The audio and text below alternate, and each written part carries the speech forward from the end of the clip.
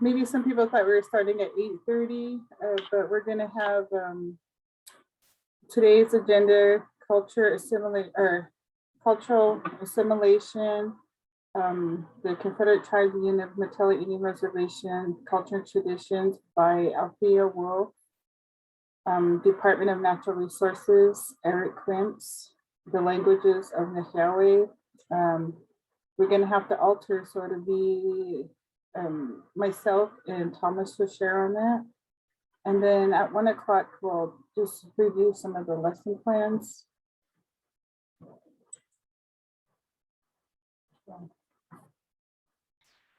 Nixyáawii.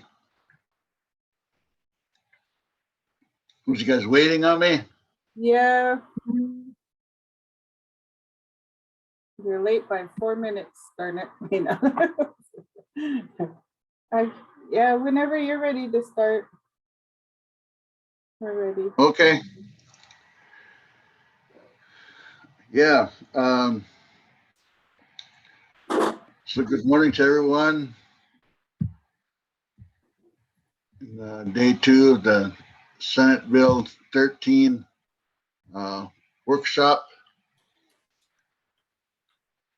And one of the things I was thinking about is, it took a lot of, I guess, a lot of years to learn how to just offer prayer, and especially with just learning the word for prayer for ourselves in our own language,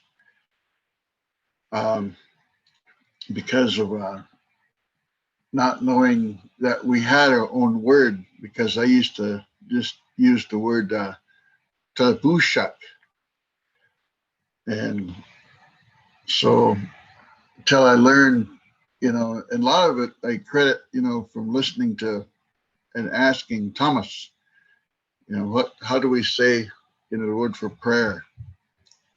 And so thank Thomas for, just being steadfast and knowing those kind of words. So like I said, it just took time to learn how to, put these words together. And so I'll go ahead and offer words, and I'll offer a song. Now, Chachel.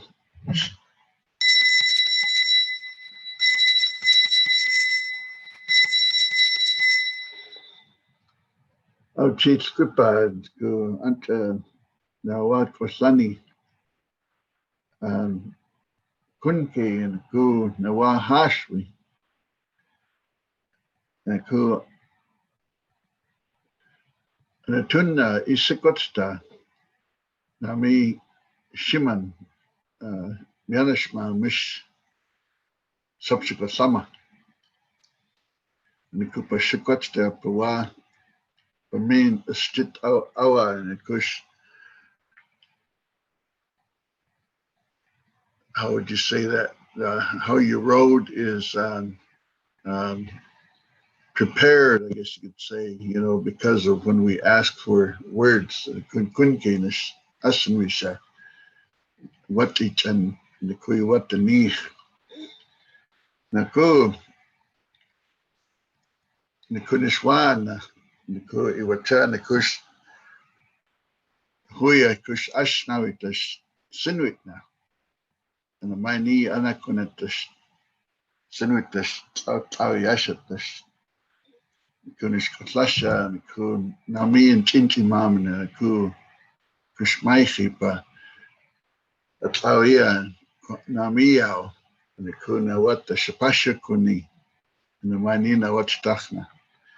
So just a reiteration of just thankful to the elders that had thought of us as they had prayed for us and how we should be. So I'll go ahead and offer that song now for today's meeting and our give gratitude.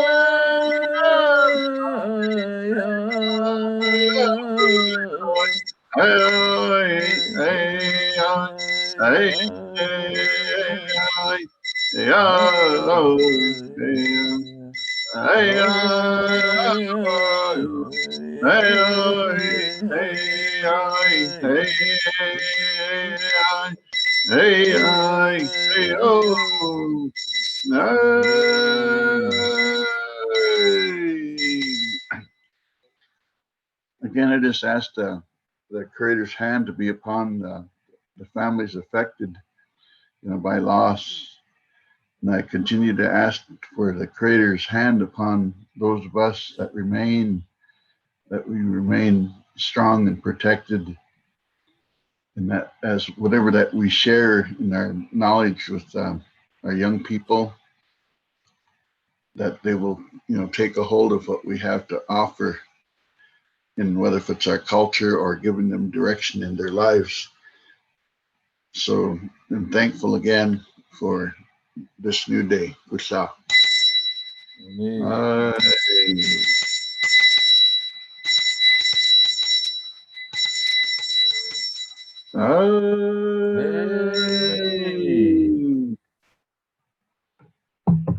Okay, thank you.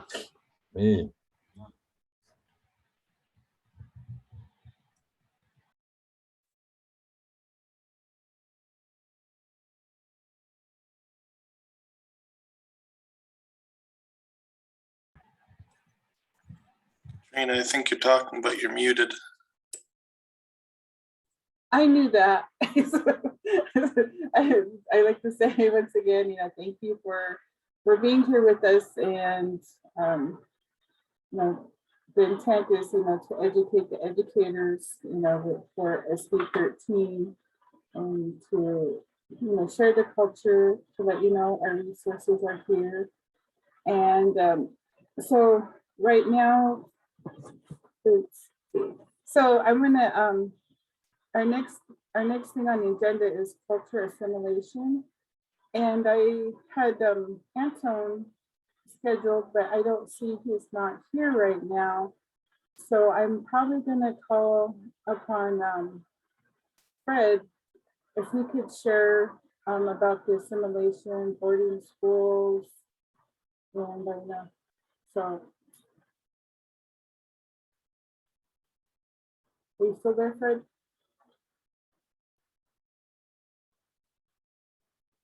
Hello?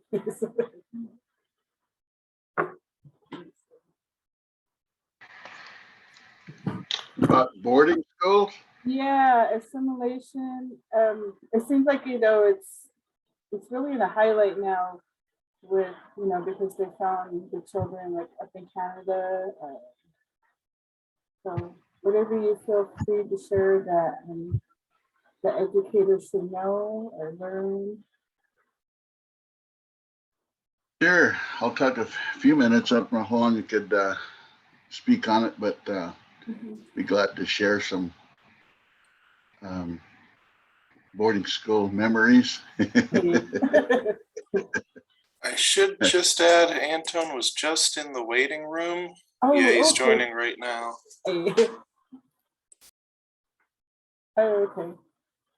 If you want to share a few words, Fred, then you can just hand it over to Antone. Okay. Well, one of the things that I had, I used to listen to my uncle, Charlie Mackay, and he was a student of St. Andrews back when he was a young boy. And at that time, they were, like, I think like Antone had talked a little bit yesterday, like how that they had, they really didn't want them to talk their Indian language. And so they would talk it secretly. And I'm glad that they did, that he continued to, talk Indian. He never forgot it, even as a grown man, that once he left school, and he also went to, into the army. And so, but he never did ever lose his language. And myself, and that was one of the great things that he did for me, was that when I was in boarding school, that he wrote me letters, and using, like I said, using the letters, the alphabet phonetically, and was encouraging me to keep our language alive. So I'm grateful that my uncle Charlie Mackay had did that today. I transcribed one of my projects that I'm doing just to do it, is I'm transcribing Cleveland Cleveland Kamayakan. Excuse me, I was thinking of someone else there. As he's talking about the Coyote Sweat House, and his language is very profound.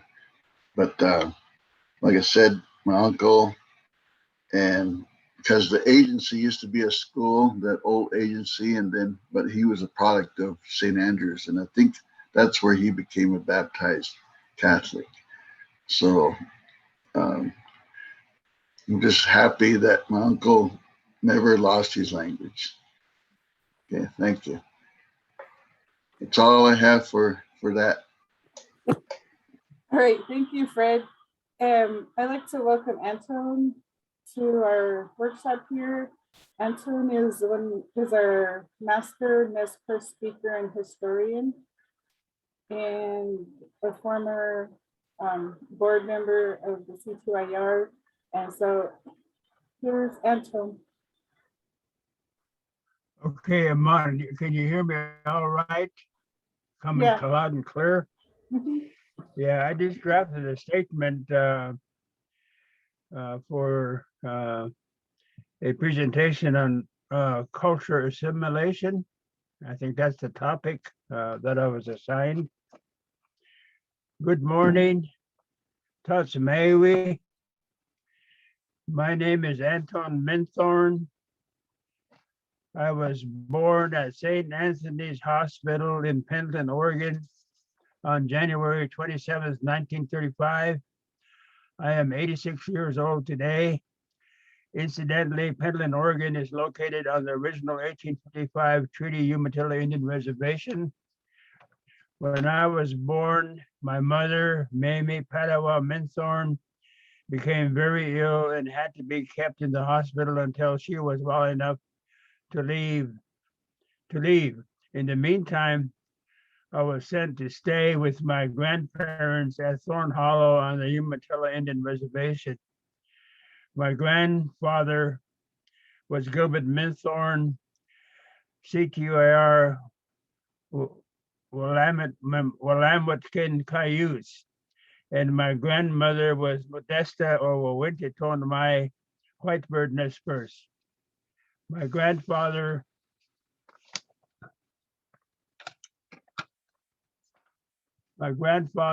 owned and operated a cattle ranch, so regular housing buildings were available. Also, my mother was of the Umatilla tribe. Her father was Alan Padawa. I look back in time, like the 1805 and 1806 Lewis and Clark expedition that came to the Northwest Oregon country.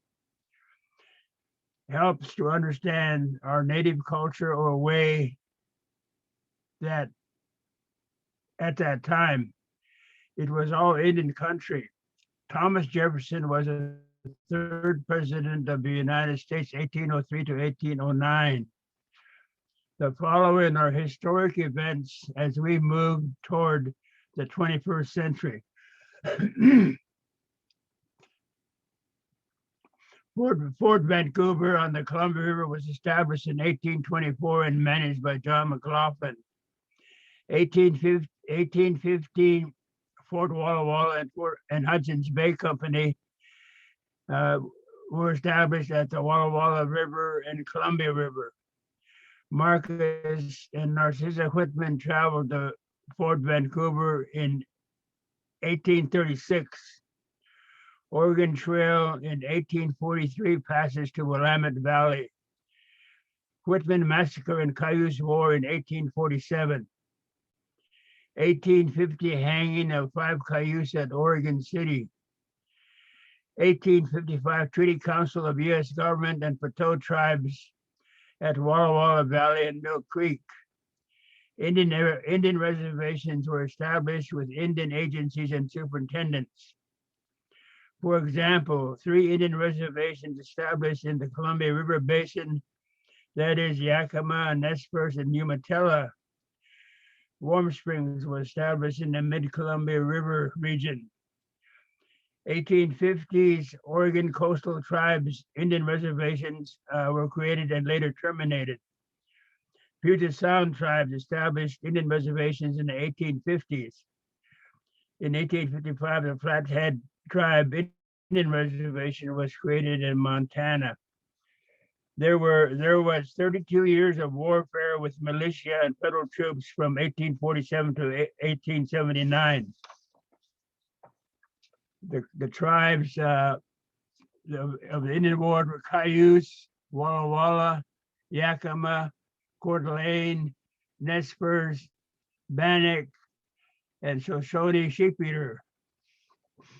As the Indian reservations were established, the tribes were also ceded millions of acres of land. For example, the CTUIR 1855 Treaty Indian Reservation was 512,000 acres or 800 square miles in Oregon Territory, and the CTUIR tribes further ceded 6,400,000 acres in Washington Territory to the United States government. The taking of Indian land was called Manifest Destiny. In 1850, the U.S.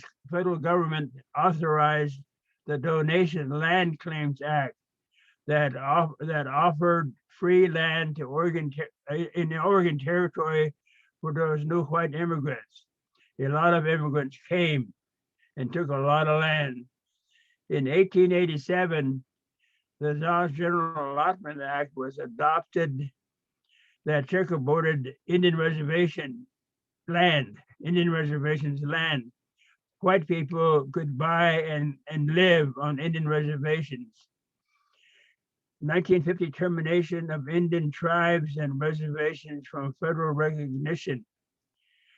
The prime examples are Western Oregon tribes that were restored in 1970s and 80s, such as the Siletz tribe. In 1949-1950, the CTUIR adopted a constitution and bylaws.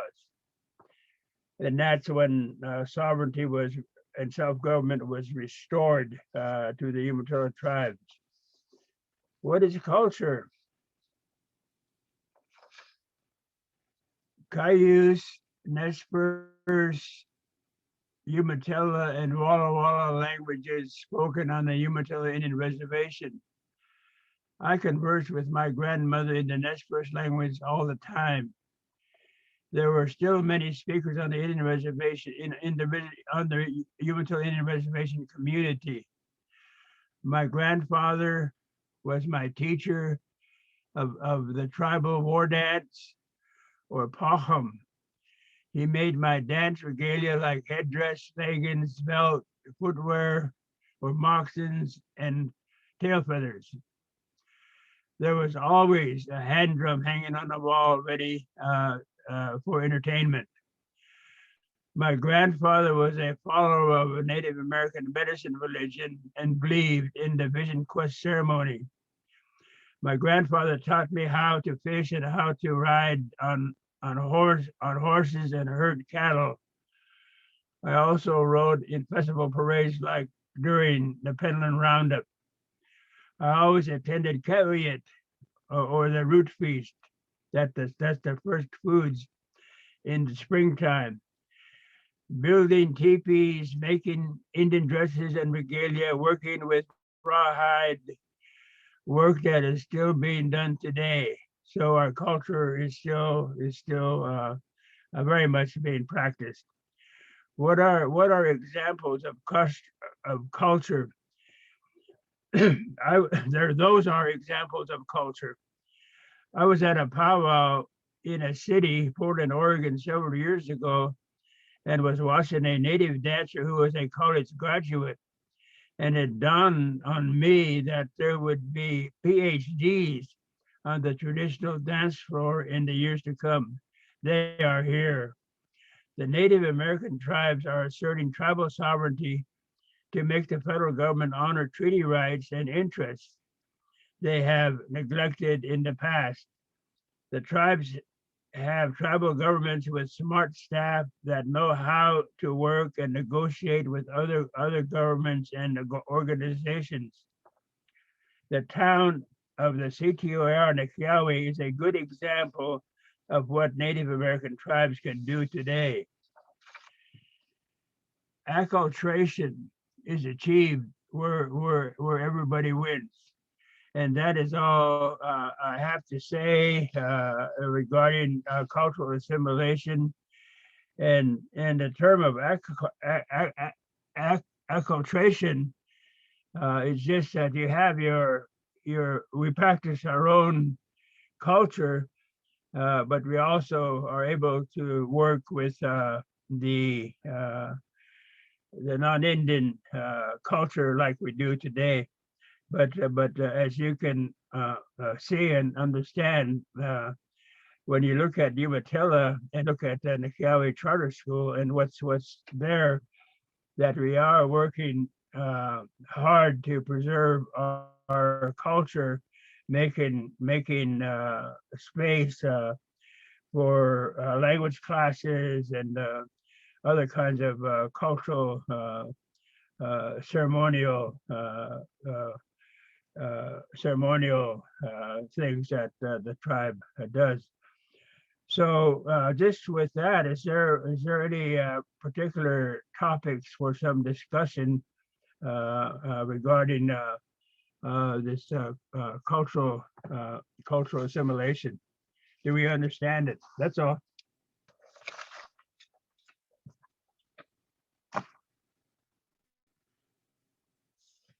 Hello. Hello, yo, in Czech, what's that?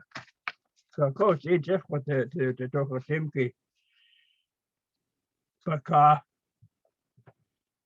Kawadim Czech, what next? You see, Czech, what to talk about Timki? Hello.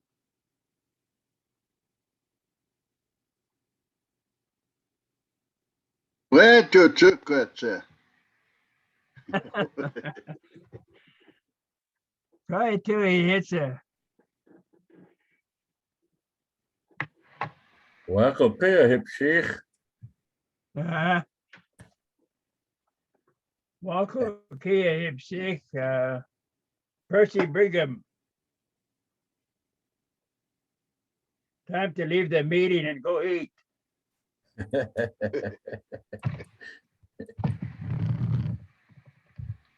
Antone, Eat. one of the questions I have is that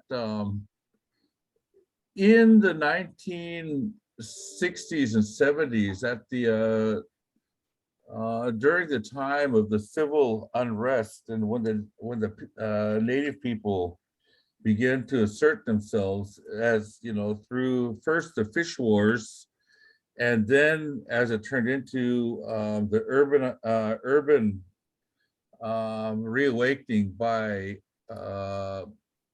organizations such as AIM. How did they affect the Native people at that time to resist assimilation, and how did they affect the people that were in the relocation program during that time, such as yourself down in San Francisco? Were they a big player in tribal histories at that time? And how did they begin to form ideologies that are far-ranging, that reach into today?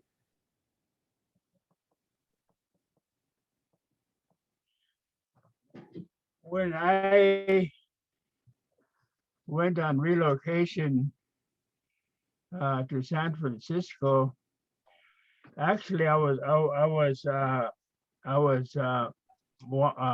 wanting to go to Los Angeles, because when I got out of the Marine Corps, Don Williams and them were living there in Los Angeles, and I stopped by there and stayed with them a few days and played basketball, Indian basketball there in Los Angeles, and then came home, and then when I returned back, because I had my application in for LA, but San Francisco came up, so I took that, and I went to San Francisco, but that was a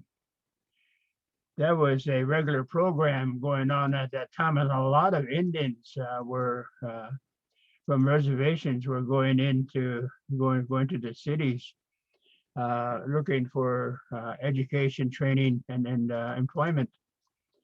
And they had Indian centers in those regions, like the cities that were around San Francisco were very active there. At the time that the salmon wars were going on in the 1960s, and also there was Alcatraz that was going on in San Francisco, but those guys that were in the salmon wars came to Alcatraz to visit there. What's his name? The famous Billy Frank had come down there. Wilma Mankiller was in San Francisco very young, but she returned back to Cherokee and became a great leader for the Cherokee tribe. So I think that the impact that relocation had is that it brought tribes together from all across the United States, and they got to begin to know each other's and see the different kinds of cultures that they had, the dances and the songs. I remember seeing the Crows, and the Crows are very distinct amongst Indian tribes, and they can very much distinguish themselves the way that they dress there. So I think that the impact of relocation had tremendous benefits for tribes. And like I say, that those organizations that travel across the United States, travel organizations, and went to Washington, D.C., or went on peace marches and that kind of stuff. So there was a lot going on at that time, Thomas.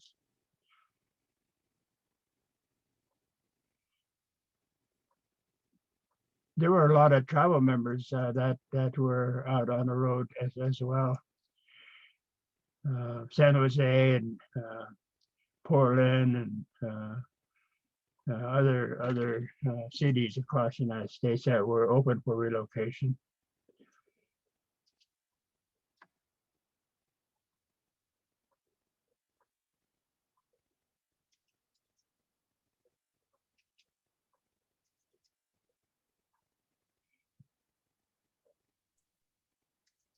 Within our tribal area and our reservation, would you say a majority of the families that were, or individuals were participants in relocation, or was it something that was not popular here, or what was the participation level? I would say light, maybe. There was I think some reservation about going to urban areas. I remember being called an urban Indian when I came back and went to different long meetings at the Longhouse, and but there was some what would you say, some reservation, I guess, about going to urban areas and living in urban areas. And in early times, there were few jobs on the reservation, like in the 1950s. They were still under BIA rule, the agencies, superintendents, before they got their own, the tribe got their own constitution. So the work wasn't the employment wasn't there for the people, so that they could make a good living. And it wasn't until the 1970s when Lyndon Johnson and then became president, and war on poverty happened, that the tribe began to find the leaders that could build up a tribal government that could help its people, that took over the management of the Bureau of Indian Affairs programs, and they ran it themselves and did the hiring, and hire and contracted other federal programs like from the war on poverty, and but were able to build up what they've got today. They just had good leadership, hired good people that could get that job done. But the tribes, but Umatilla was able to create its town, I guess they would say, or organization that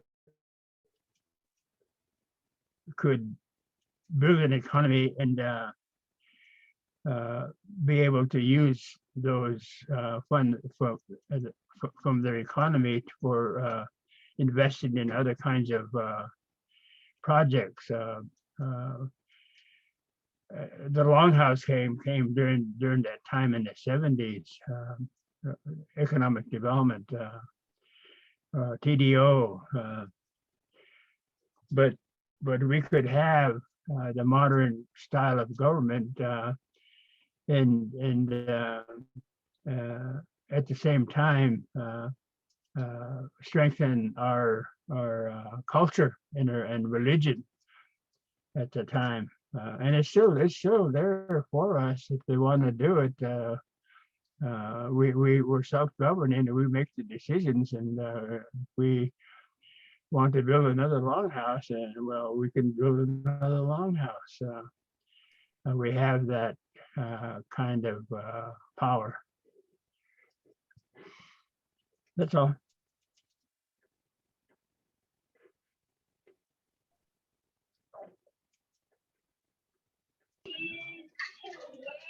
Assimilation, Antone, this is Tony Cordell. I have a question. Can you hear me? Go ahead. Yeah, go ahead. Okay. So when you were down in San Francisco, what was the culturally? What were you still practicing anything? Were you still singing worship songs or anything like that when you were down there with your kids and your family, and you still had other community members from home, right? So what were you doing when you were down in San Francisco as far as culture goes? Yeah, there was an Indian center in San Francisco, as well as what's that town next to across the river there from San Francisco? Anyhow, there were Indian programs over there. I met Wes Halfmoon over there. Oakland. Yeah, and there were Indian Center. There were powwows from different tribes that were held there in San Francisco. So the tribes, the Indian tribal people came together very consistently. And I remember attending a powwow, and I think I'm trying to remember who was there that was singing at the drum at one from here at one of the powwows, and sang the music from here. And I also heard other kinds of music from, say, the north, from Canada or Montana, and noticed when I was there that there are actually different kinds of songs, different kinds of music. And when I lived on Umatilla Reservation, I thought all Indian singing was all the same, but it's not at all.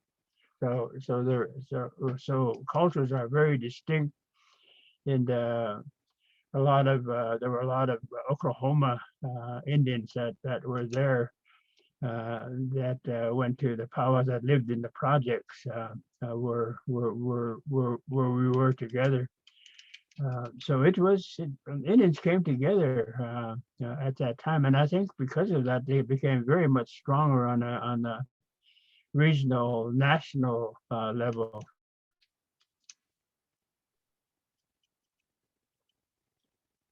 And at the same time that they were there, that they were learning how to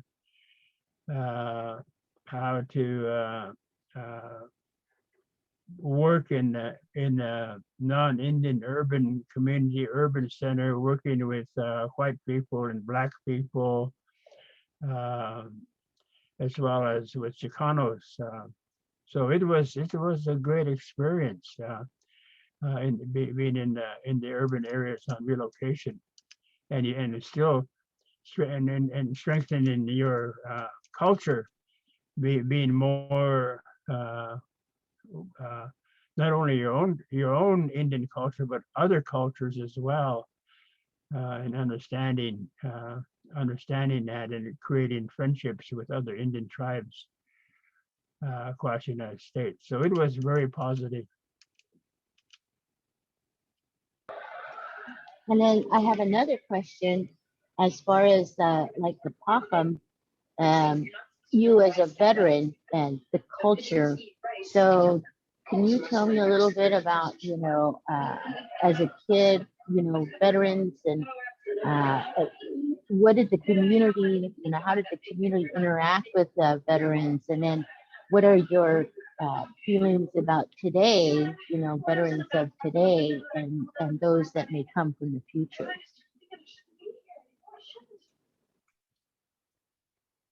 When I was in San Francisco, the Vietnam War just started, and there was an Indian gathering place down on Mission Street, a tavern, a bar, and there were a lot of young Indian soldiers that were passing through there on their way to Vietnam. And that's where I met Soy Red Thunder, was there in San Francisco, and he was on his way to Vietnam. And then when he came back, that's what I say, they came back all shot up. They were wounded and recovering there in San Francisco naval hospitals that were around there, and I lived next to. There were some veterans that lived from Montana that lived near where we were, and it was a difficult time, I guess, for Vietnam veterans that were coming home, coming back. And on the Umatilla reservation, there was George St. Denis American Legion was a very strong organization during the Korean World War II. They had great leadership, especially with the auxiliary that sponsored a lot of events during that time. And it was also around that time that we did a ceremony called Pacham. And it's a general name, all right, but Pacham on the Umatilla came as a result of the war with the Bannocks and the peace between the tribe, Umatilla tribe and the Bannock tribe. And the Bannocks coming to the Umatilla Indian Reservation to honor that relationship, that surrender, because they were traditional enemies to Althea, so that's where our Pacham war dance came, and that's where we had, they brought the whip with them. The dance for discipline, whip, and had a dancer that was one that controlled events on the floor, the floor boss, to Kalanawat or the veterans. But that Pacham is unique, and it's a veteran dance. It began with the Bannock War. That's particularly for Umatilla, and during World War II, that they would.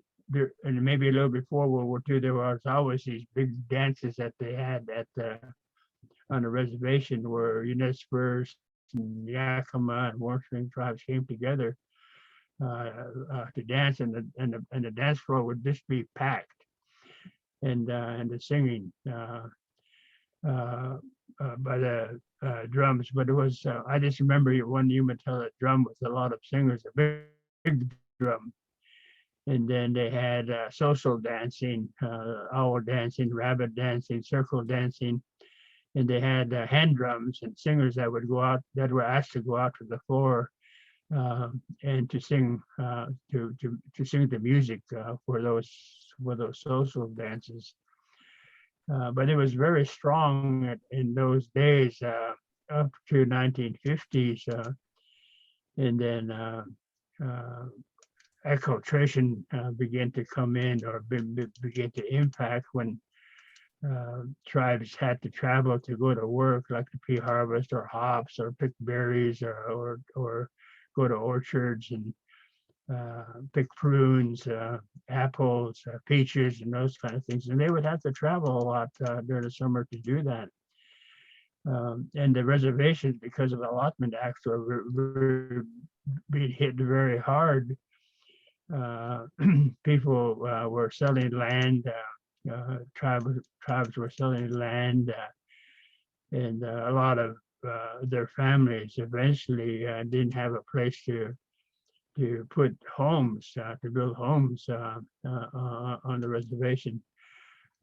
So there was a lot of poverty then, and it's still kind of with us. We still have to learn how to make sure that all our people benefit from our success in building an economy. We've got to do a better job of taking care of our people. Okay,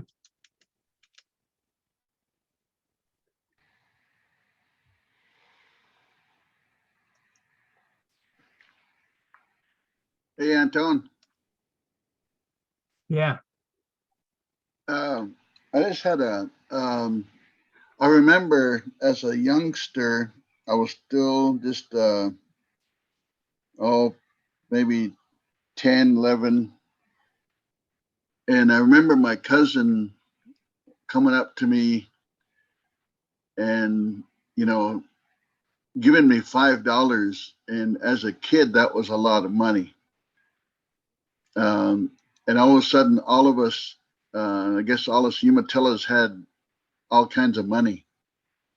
But I think it was, I think I've heard Thomas talk about this too, but I think it might have been almost a time when some of the tribes, like the later on, had become terminated, and we were on that verge of becoming terminated as a Umatilla tribe. But what was what kept us from becoming terminated as a tribe back in the 60s and 70s?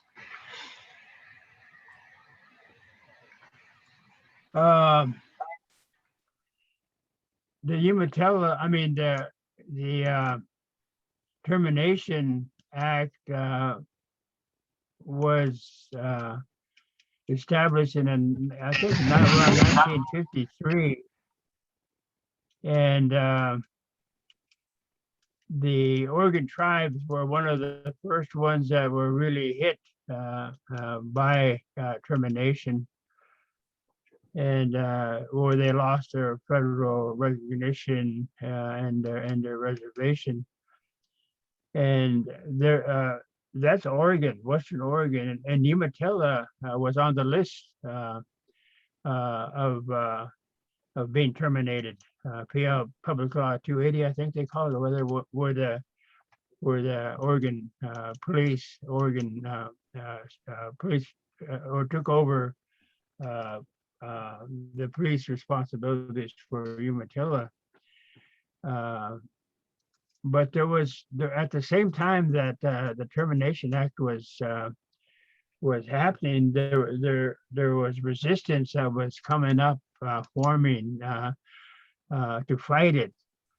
And the big one there was Lucy Covington from Colville that took the leadership to fight termination, and she won.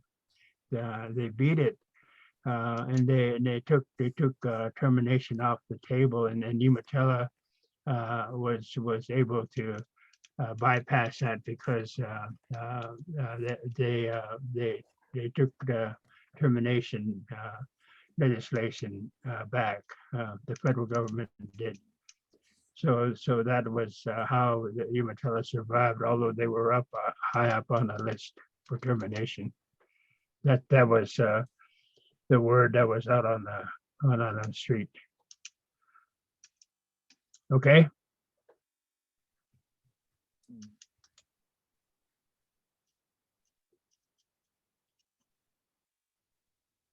Yeah.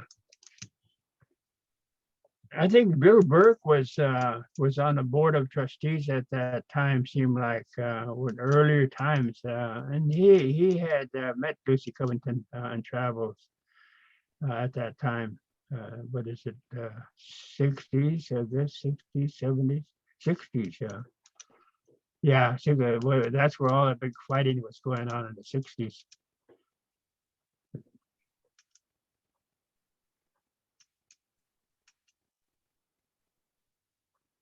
Thank you.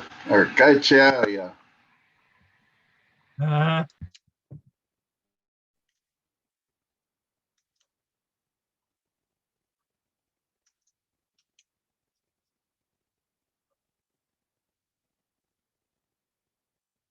Can't hear you. So in these discussions, it's a formulation of a policy that will be shared with Oregon students. This is Senate Bill 13. And we're gearing ourselves for the creation of a set, an information set that will be shared for Native students and non-Native students as well.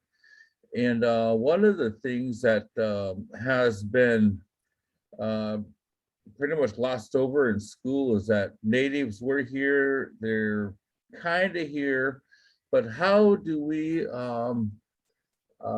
get away from the stereotypical Uggs and shrugs and stones and bones type of mentality that many of our students are experiencing in Oregon education? And we need to frame a more positive, more lasting educational approach.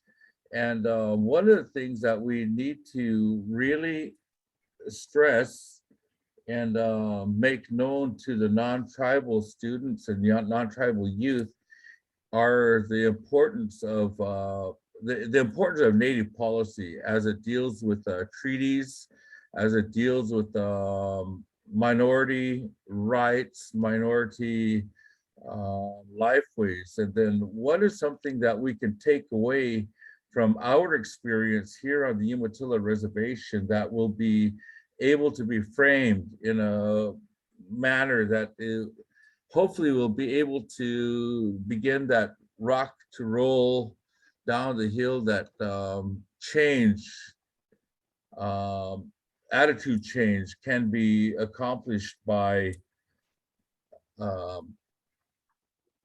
education dialogues.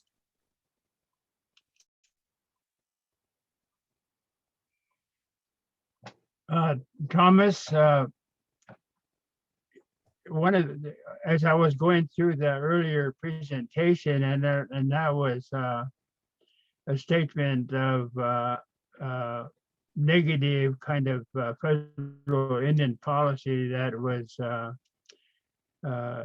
trying to kill the Indian and keep the person, or well, however that saying goes. And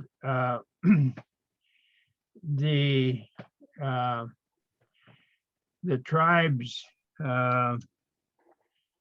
were able to go through all that real negative kind of legislation where they were trying to do away with reservations and Indian tribes, and that the federal government had legislation, what is it, the self-determination and restoration of tribes, 1934, I think, Indian restoration, and then the reorganization in later times. And but what really happened was when the tribes established its own tribal government, 1949, 1950, and elected its own people to become the governing body for the tribe that the people elected and picked for their leadership. And then they took the leadership and then began to build the organization to where they could provide essential governmental services to the people. And amongst that was the legislation that allowed tribes to contract BIA programs, which they did. This is Umatilla that we're talking about here, that began to build up their tribal government and were making the decision, hiring their own people, staff to do the work, housing, to provide housing for tribal people, and the health benefits, Yellow Hawk, so the people could be taken care of. But that's big time stuff. Sovereignty. We're a small, tiny tribe, and we've got to be able to have the capacity, capability, the funding to do that kind of work. So as we were building our tribal government, we were also building an economy for the tribe to where the tribe could make what do you call it? Make profits or money for the tribe, for the people, so that they could invest in other needs. And one of those needs, a big one that's potentially out there is the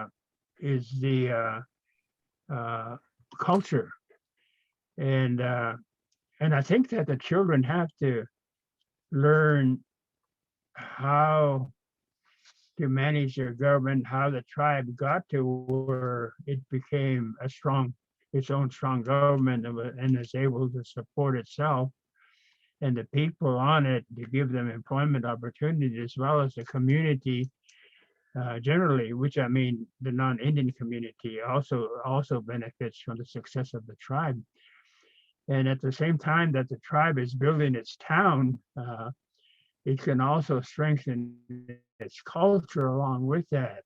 They can compete with the white people, but they can also keep their culture, and then develop and grow the culture, and work hard on getting people, the right people, or train the right people to preserve the language. I think Cherokee probably might be a good model to look at to see how far they've come with preserving their language.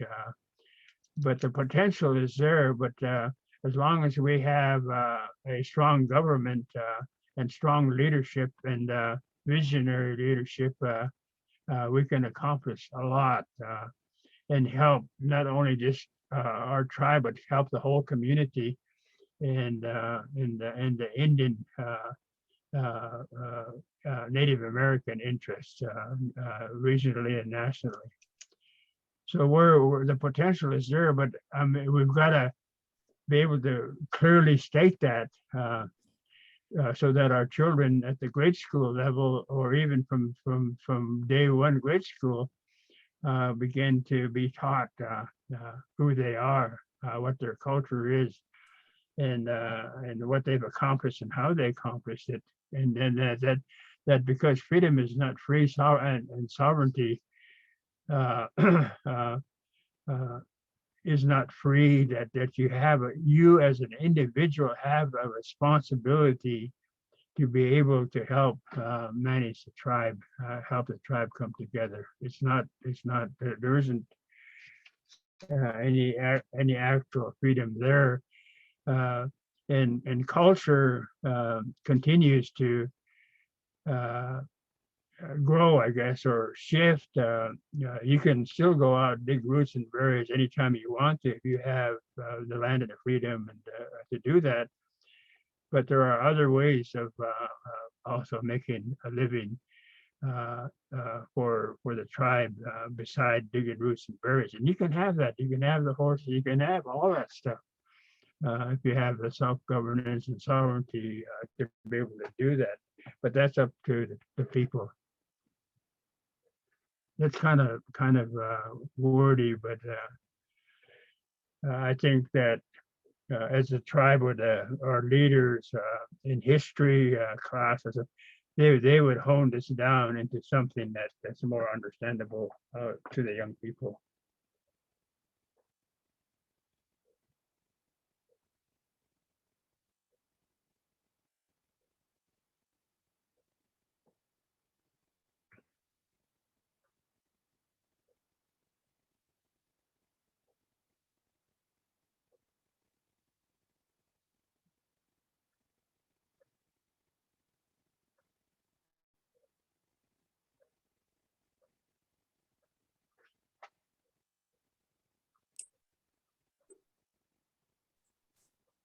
Okay, if there's any more questions for Antone? Just a comment from Antone. And I think that we're stepping out and working with language. We have a program, and we have accomplishments that we've done in the past. And Umatilla is taking the leadership role there. But I think we have to be able to come together from time to time to see what is going on, because we have these generations that we need to step up and begin learning the language, like in first grade, one generation, and the next group follows that one, and the next one follows that one for a year, and then see where we're at 1 year from now, using the Umatilla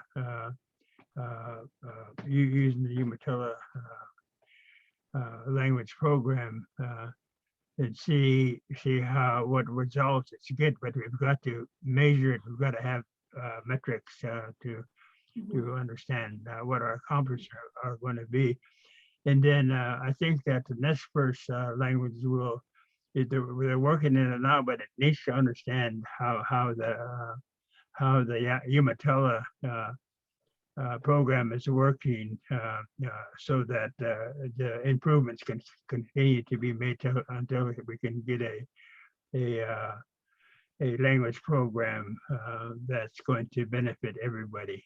I mean, not the whole reservation, the whole families, and high schools, and all the non-Indians. It would be always available to everybody, but particularly to our tribes.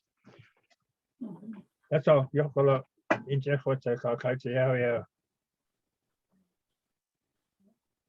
you, Antone. So if we want, let's take a break until 9:15. So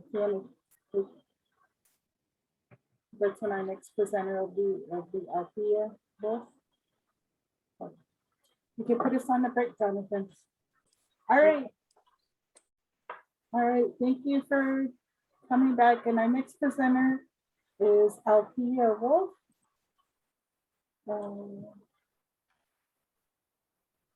Hey, Katrina, can you hear me? Yes. You can? Oh gosh, I can't really hear anybody. I don't know what's going on with my equipment this morning.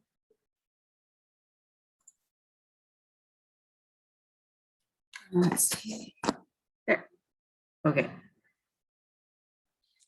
Can you see that? Yes. Okay, just let me know when you want me to change slides and we can begin. Okay. All right, so we can go to the next slide. So Katrina asked me to talk about these three things: longhouse traditions, beadwork and clothing, dancing, and then I added a wrap up. That's a picture of the Umatilla River. Late January, early February, and you'll see the steam coming off the river there. The language program at Twi Edith McLeod actually helped find a name for my son. She was my husband's great aunt. So she named him Mumnisha, and the steam coming up from the river was a sign for the people in the highlands to get ready to welcome the people in the river areas, because the floods were going to come in. So the people moved every flood season out of the river zone. And so that's Mumnisha. And so I think we gave them a painting And I don't even know where that painting went, but it was given to the language program. So Longhouse general etiquette, I thought I should start there because to start off on talking about the Longhouse traditions, a lot of it starts in the home. So things like manners, you generally teach your kids to be quiet and listen when others are talking. The Longhouse is not a place to run around. Attire, for many people who are active, the general rule is to show up in your wings and moccasins because you got to be ready to help. And involvement, you don't wait to get asked to help. You offer your assistance to the family or the cooks. So like if the family's having a memorial, you help them bring their things in, and then you leave the floor to them. If the cooks need help with serving, you do that. And then giving the Longhouse is a sense of service. You're not there to just sit there. You're supposed to be there to be contributing to your family or your community. Next slide. So generally the Longhouse and child expectations, I split them up into groups based on how much they usually learn. So children used to generally not be at the Longhouse until they were a bit older. Some people will say their spirit's more vulnerable. And also they generally can disrupt the ceremonies that are happening at the Longhouse. So for instance, I didn't really bring my kids to the Longhouse until they were older and could listen to me. So not everybody does that, and it's okay. Families are different on our small reservation, and it's completely fine. Children 4 to 6, they start participating with their families. These are their teaching years set aside for moms, dads, uncles, aunties, and grandparents to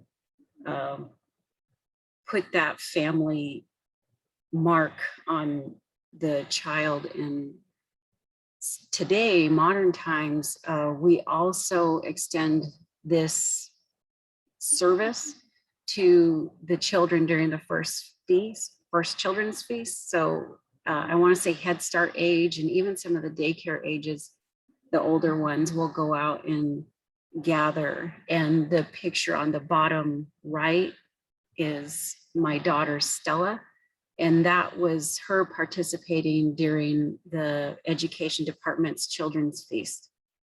And her cuppin was her big brother Aiden, my son, and that was gifted to Aiden by Atwai Inez Spino.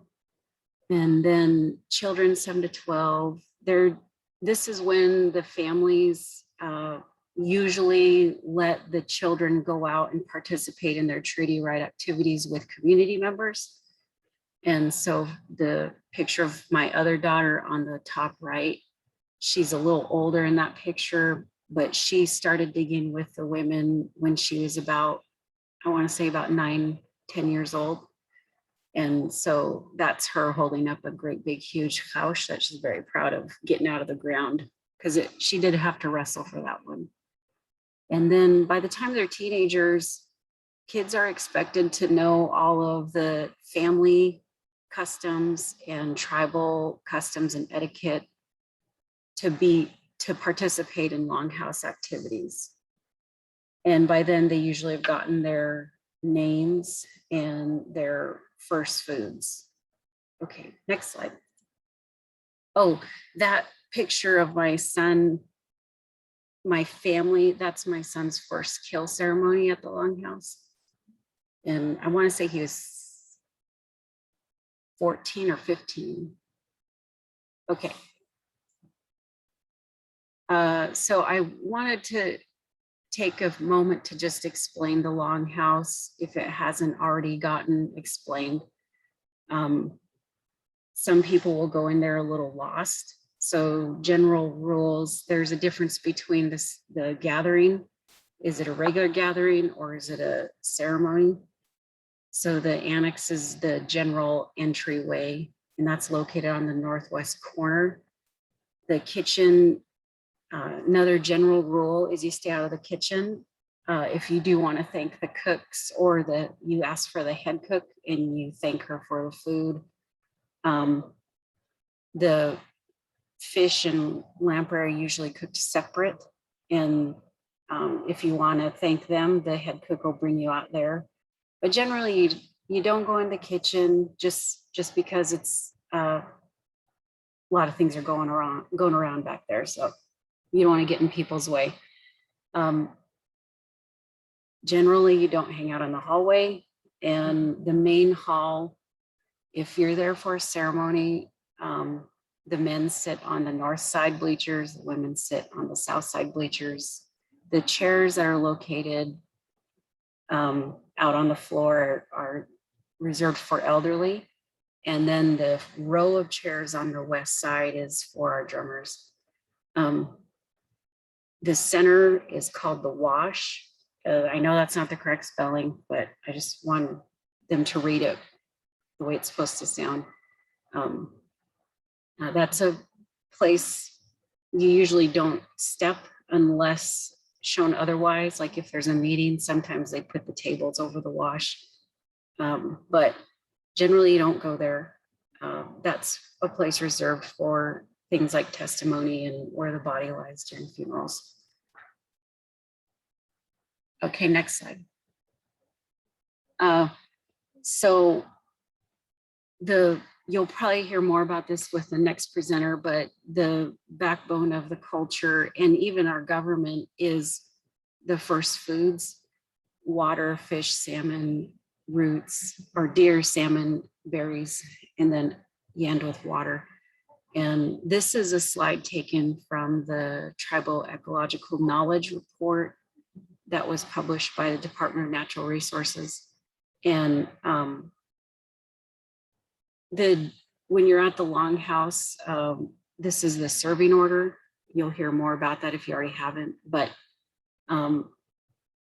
when you're a young boy, you get a ceremony for when you catch your first fish. You get a first food ceremony for when you kill your first deer.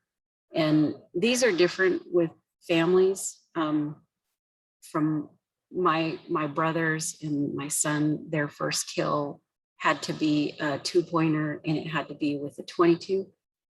Some families are different, but that's the diversity of the community. First roots. When I got my first roots, I gave my first roots to Lucy Minthorn, and I only gave her the hausch because at the time, the piahi wasn't, there wasn't as much of it.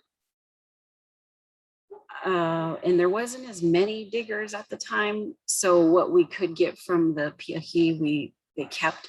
So I don't know how it is now, but I only gave my first hausch away. And then my first berries I gave away to my grandma Ada Patrick. And I only gave the huckleberries away. So some people will give away their first of everything. Again, that's a family custom. Okay, next slide. I just wanted to add this literature information in. Teachers already have access to school age materials through Temustalik. And of course, you've probably heard about the books that have been published and are available.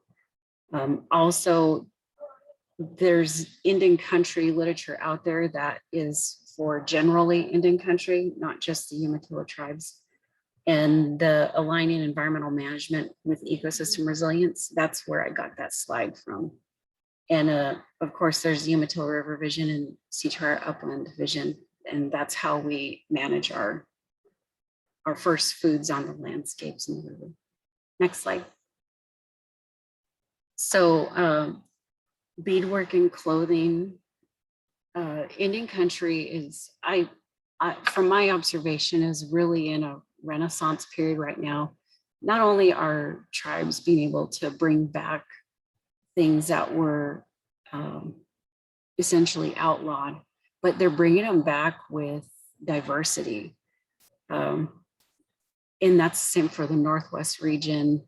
And we have our own specific style here on the plateau, specifically with the Umatilla Cayuse, also known as Nixyáawii or Pendleton. So everything used to be utility, meaning it served a purpose. It wasn't just for decoration.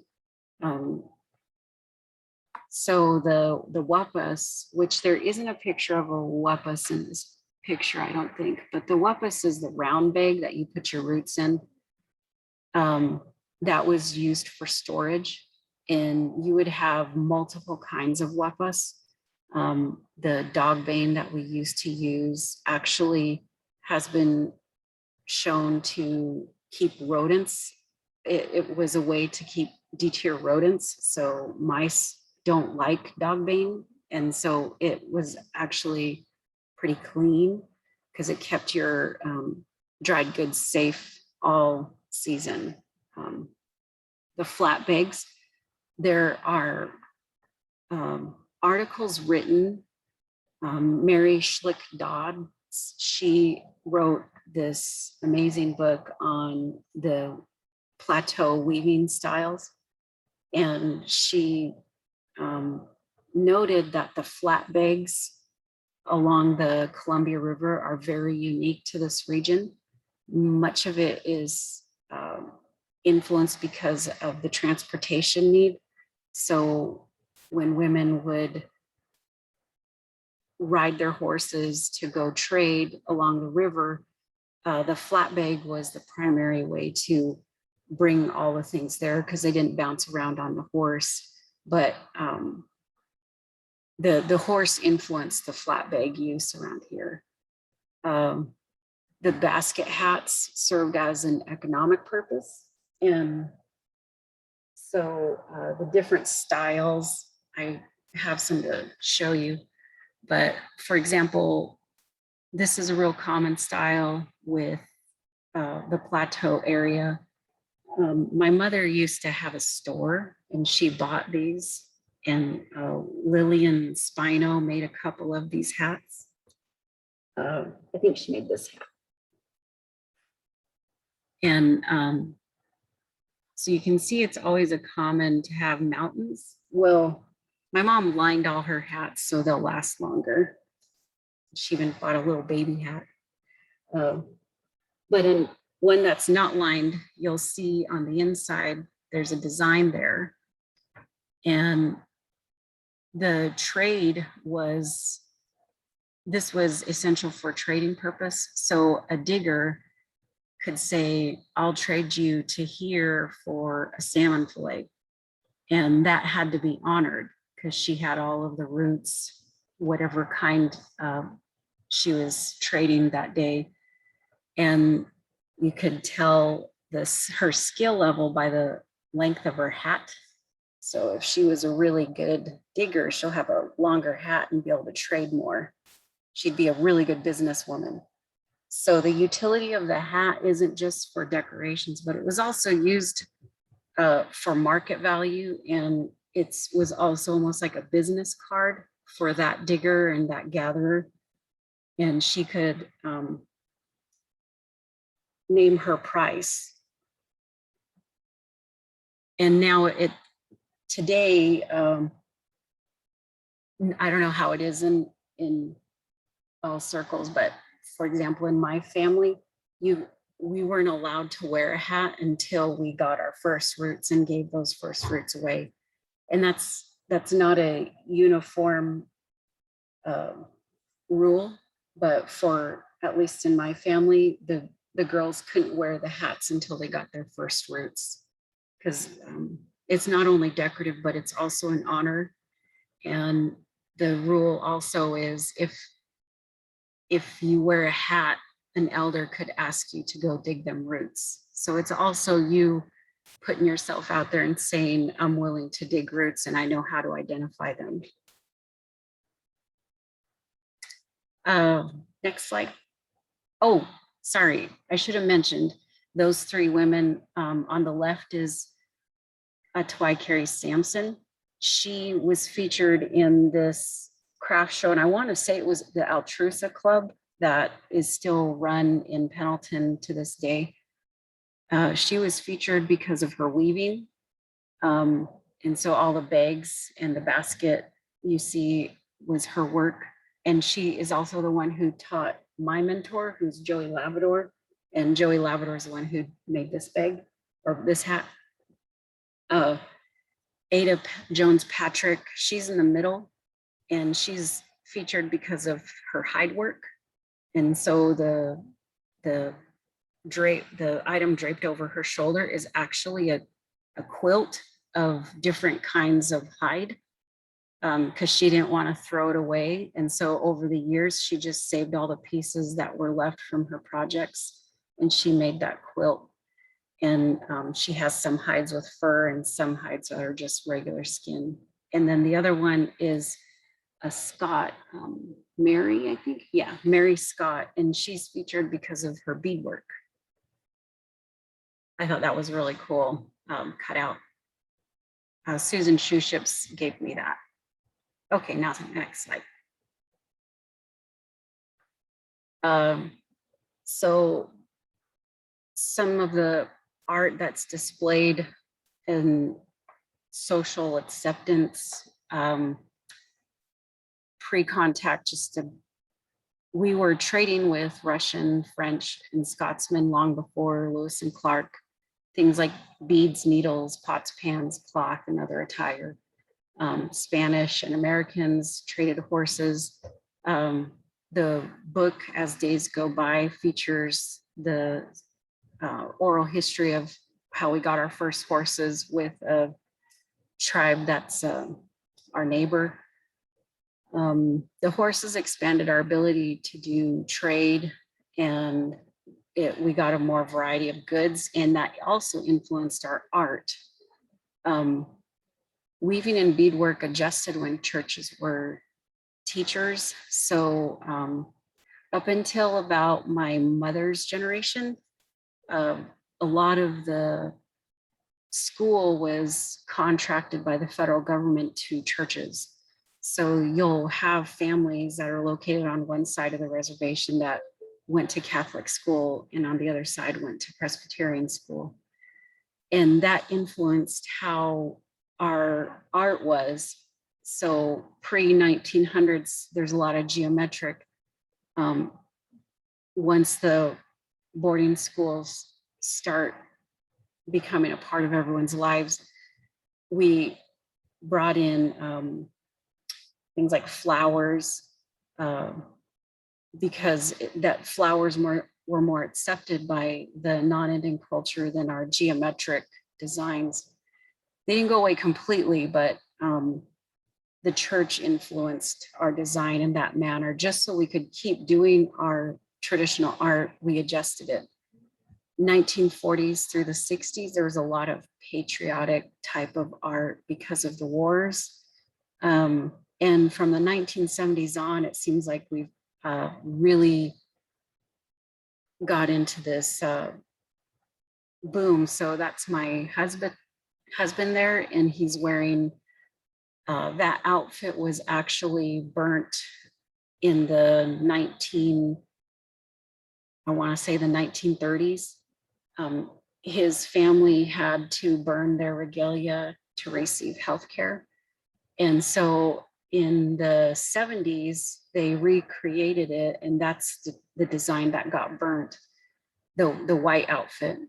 And so they redid the outfit and they modernized it for the late 60s, or the 70s, and they added that tie, which is coming back also. The ties used to be everywhere, and then they went away through the 80s and now they're back. But yeah. participation in culture adjusted when access to healthcare was under the church too. So that was what I wanted to share for, and he's just one family. That's, we have many families out here that impacted. One more thing about the social part is he's wearing 2 feathers, and the little guy behind him, who's my son, he's wearing no feathers. And 2 feathers means he's taken, and obviously no feathers, he hasn't done anything yet. He's just sitting there being cute. All right, next slide. So dancing was the result of all of these ceremonies and giveaways, and it was your rite of passage. You earned your way, and you went out there to not only honor your ancestors, but the way you dressed usually was your family's way of dressing, and you danced the way your tribe danced. And it's meant to celebrate because you earned it. So a part of the celebration is some friendly competition between the drummers and the dancers. The drummers are always trying to get the dancers to misstep or things like that. Just from my experience, it wasn't until the late 1980s that we were allowed to do more than just the circle dance during contests. So we wanted to do like fancy dance and things like that, like everybody else. But on this reservation here, during our little powwows or celebrations, we could only circle dance during the competition time. And that changed.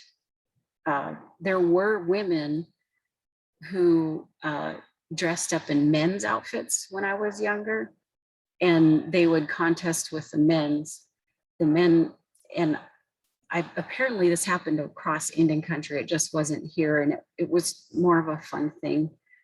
And then some specific dances for the Plateau girls, which I'm sure was already covered: the swan dance, butterfly, and welcome. And as a teenager, the butterfly dance was always the one that got me. I don't know, we were just like, oh no, not the butterfly dance, because you have to hop around with your shawl and everything, and just teenager stuff. And of course, social dancing, beyond owl dance, there's a lot more returning, probably from other tribes coming in, and we're bringing a lot of those social dances back. The eel dance, there's one called the snake dance.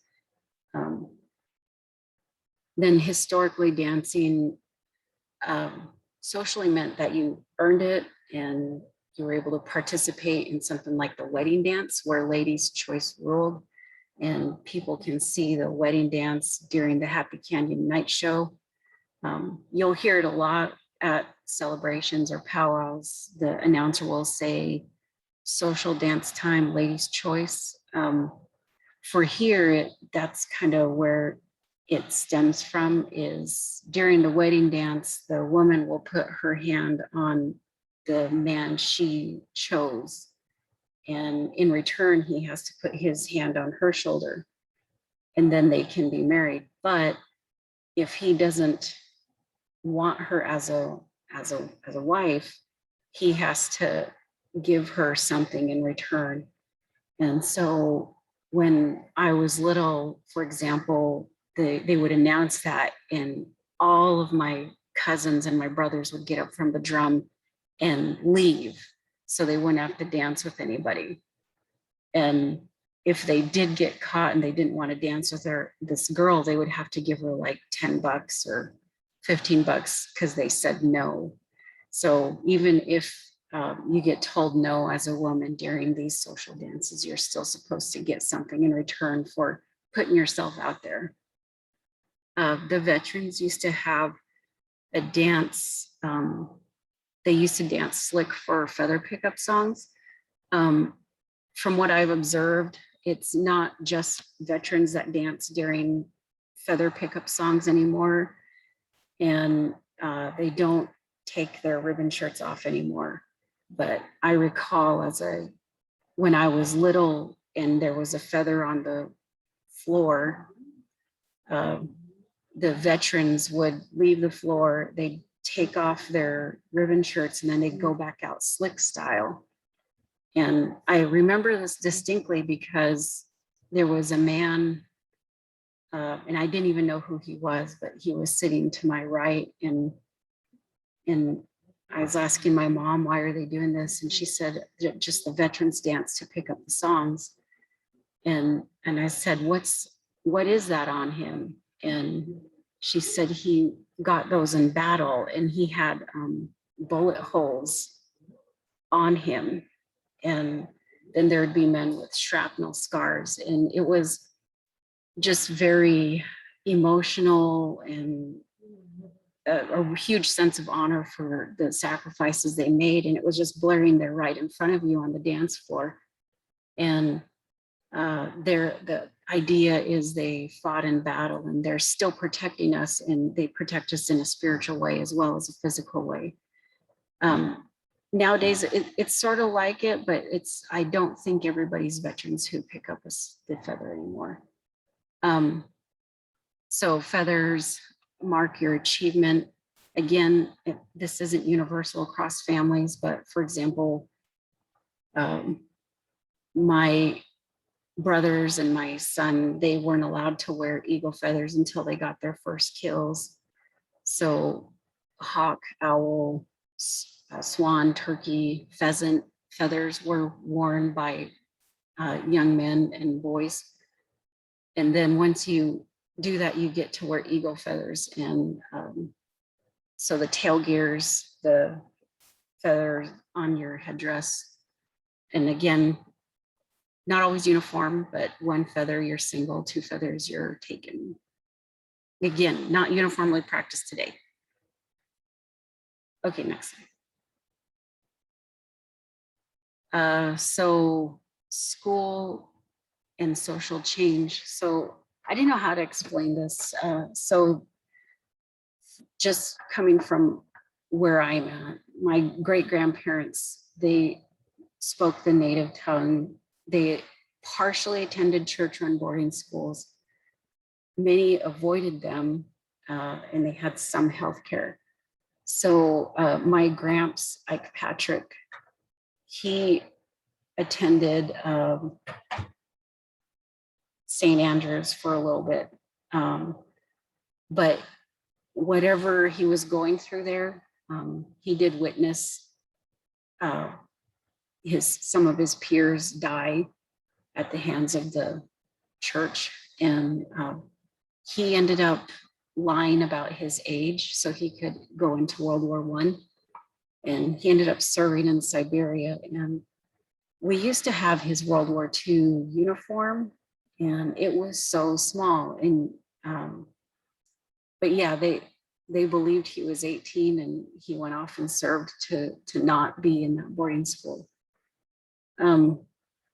Also, people in that generation were the ones who founded our CTUIR government, which was later on in 1949. Our grandparents, a lot of them, if they did go to one of the reservation boarding schools, they made it to the 8th grade. They did, all of them usually speak the native tongue when they entered school. Healthcare was contingent on the church. So like I said, with my husband's family, they had to give up their outfits to get that healthcare. Also the BIA superintendent, and the BIA superintendent is also the one who issued permits to leave the reservation. The Merriam Report, which is a part of US history, there's a section in that Merriam Report to how to deal with the native population. And one of them was the eldest child of a native family had to go to a boarding school that was at least 100 miles away. And so my grandmother, Velma, Patrick Burke, she went to Spalding. They went through the Assimilation era, Reorganization Act, and the Termination era. The Reorganization Act is where different Indians were sent off to different urban communities like Oakland, St. Paul, just these crazy far off places. And you got trained to be a barber, a mechanic, and a secretary, but you could only get that training if you left the reservation. And the termination era, there were many things that happened during the termination era, but the primary one was the impact it had on parents, this generation as parents and their children. So my mother, she was the first one to attend a public school in my family. The termination era for her was she witnessed her cousins get taken by the state. And it carried over into when I was little. For example, anytime somebody knocked on the door, we were told to be quiet and hide. And that's how my mom and her siblings were, is if you heard a knock at the door, you got quiet and you didn't answer it, you hid. And that's because so many kids that did answer the door and say their parents were both working, or the mom was off doing laundry at the laundromat while the dad was working, the state would send these people into these communities where they knew Indians were and took children. And my husband's father and siblings, that happened to them. And so 2 of his aunts were placed in non-Indian families. And luckily there was an Indian couple here on the reservation that didn't have kids, and they took in 3 of the Wolf siblings, which was my husband's father and his Aunt Marilyn and his Uncle Lonnie. But yeah, so the civil rights era, hostile time for many people, including Native Americans, because we didn't really fit in anywhere. We were kind of in the middle as far as skin color goes. And my mom achieved her bachelor's degree. I was able to achieve my master's degree. My experience in public school at Pendleton wasn't that memorable. I mean, I graduated, but my favorite teachers were Mrs. Turner and Mrs. Sheets, because they taught me. Pretty much my elementary school years were, I was in what was called the yellow room, with the exception of these 2 teachers. And the yellow room is where the mentally challenged kids were. And that had I didn't realize it, but it had a huge impact on me because I associated my ability to learn with that environment. So those 2 teachers actually kept me in class and taught me. So my generation was the first one to be born into the self-determination era, which is what we're in now. So the Religious Freedom Act passed. Many of these Indian Civil Rights Act, it all passed during this time frame. We were able to be open with our cultural activities again, and language preservation was revamped. I know in the early years of our language program, our tribe on its own funded it. We didn't rely on grants. It would downsize if we didn't have grants, but our tribe has worked really hard, and everybody in the education department over the years has worked really hard to keep the language program going. So my children, nieces and nephews, I didn't like the way the Pendleton School District was continuing to teach. And so I took my son out of that school district, and he's in Athena Weston School District now. Like I said, it might be just my bad memories of going to school there, but it seemed to start off with me getting separated from the class So I'd have a desk by myself away from the rest of the kids. And eventually, a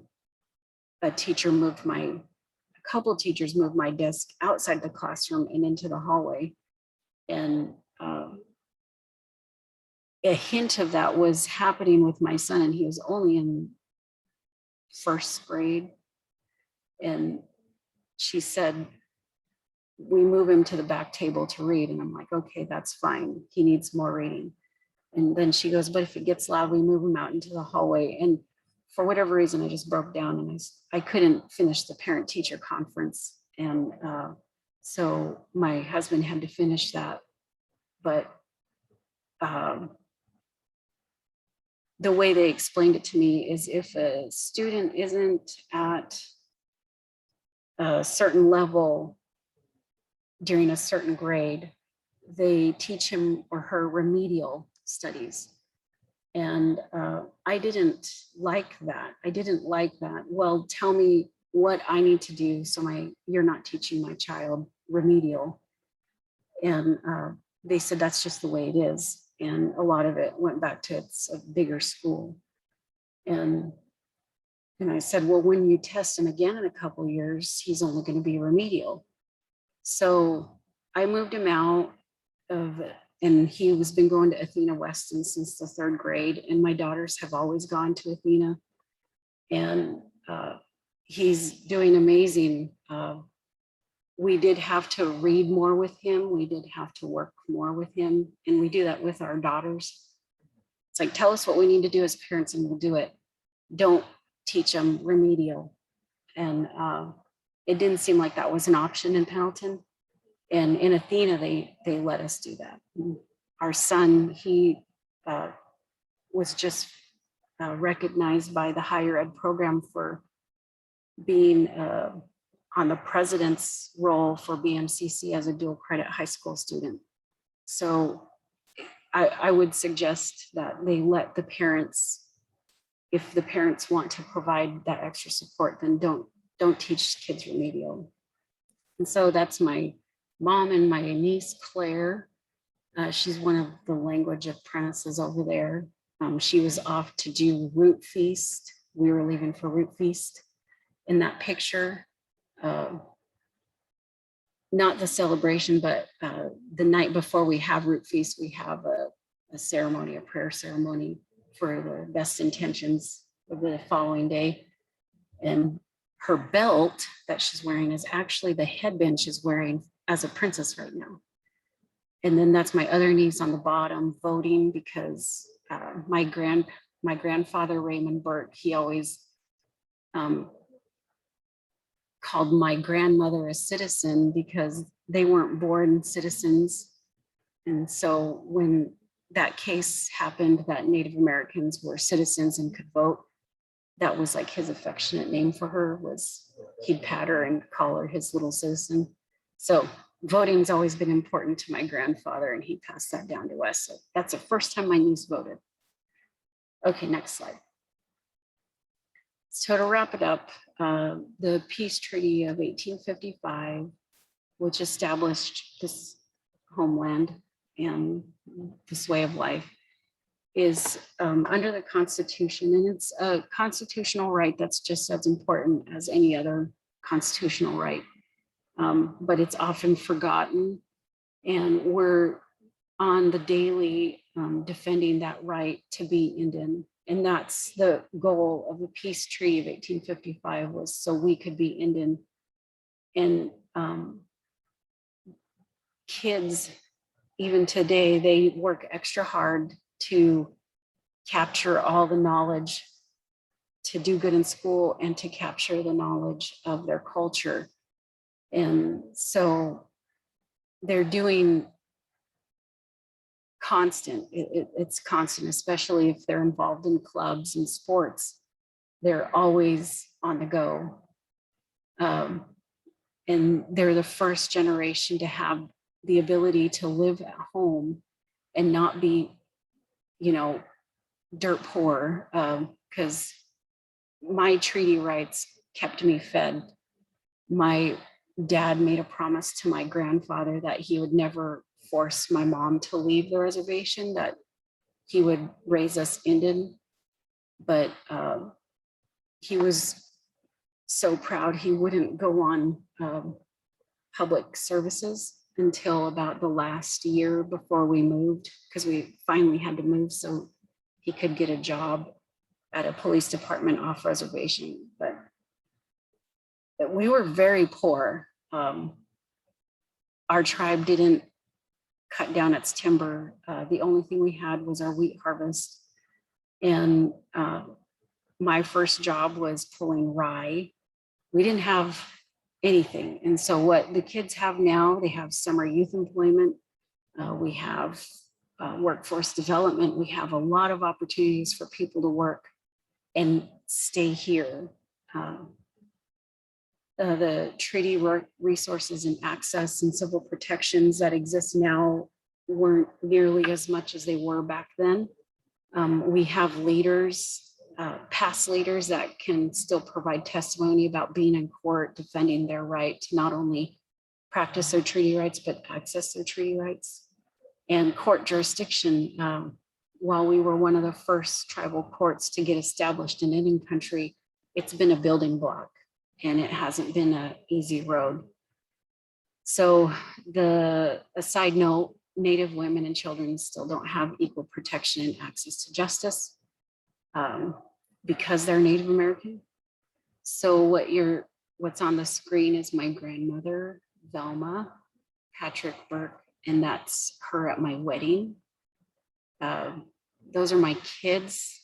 They're cutting meat. And so we do small packaging because my son gives some of his deer he gets every year to some of the grandmas that have made him quilts and things over the years.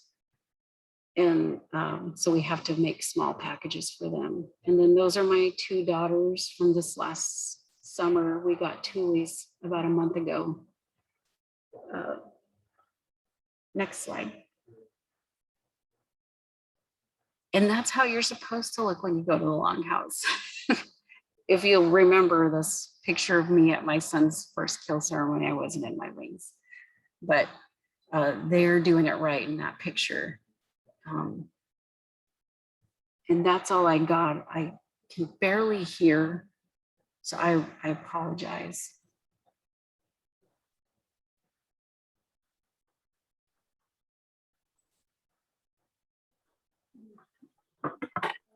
Thank you, Athena. If anybody, she said she can't really hear, but if anybody would like to type a question in for her, if you have one.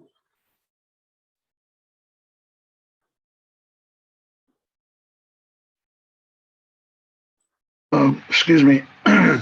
Before we go on break, I just wanted to comment to Althea's presentation. Thank you for all the areas that you had covered. And when I had was around your grandpa Popcorn, because I hung around with Keith and Gary, and when we would go hunting, it was from Popcorn that I had learned, that the first deer of the year would be a 2-point. And then when I had brought that home to my uncle and told him about that, and he had never heard of that, and he didn't know where that like practice had come in. And then over the years, probably about a year or so ago, I asked one of the tribal men here in his family what was his thoughts on that, shooting a 2-point. What if their family had practiced it? And he stated that they didn't shoot, young deer like that. They would let them mature to be 4-point before they would, shoot those young deer. So there's kind of a different, I guess, maybe belief or just the way they were raised.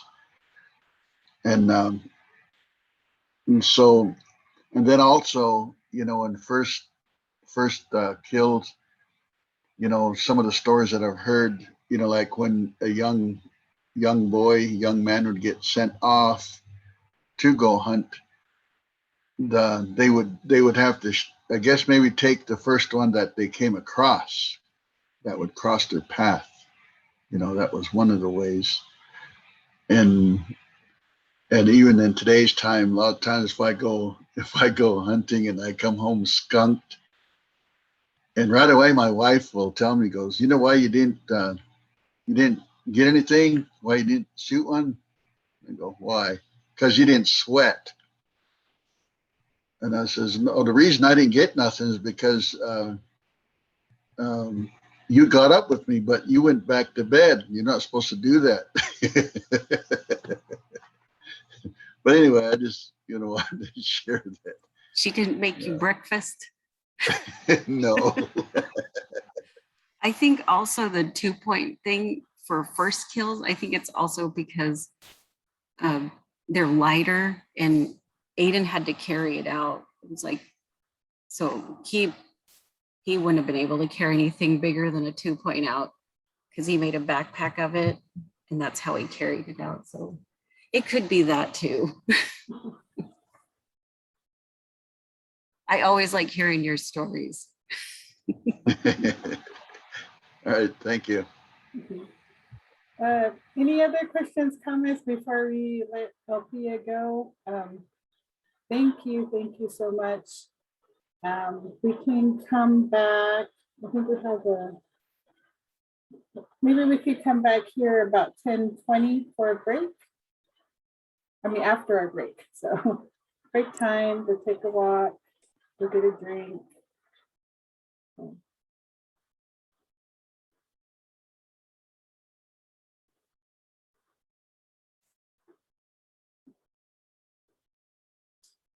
Welcome back.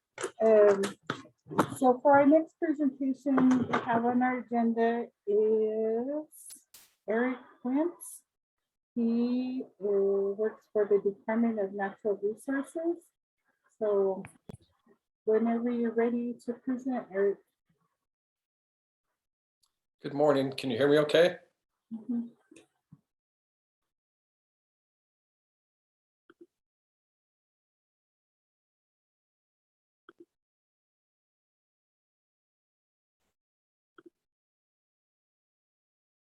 Okay, you should be seeing a presentation there. Are you seeing that okay?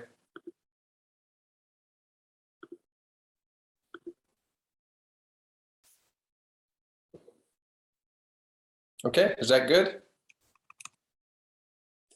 Yes, Eric, we can see your presentation. Okay, thank you. So I'll try to get through this quickly this morning. Good morning, everyone. I'll give an overview of the Department of Natural Resources First Foods Management approach and some potential ideas for curriculum applications. This is a management approach that we apply in a very extensive area of the tribe's rights and interests throughout the Pacific Northwest.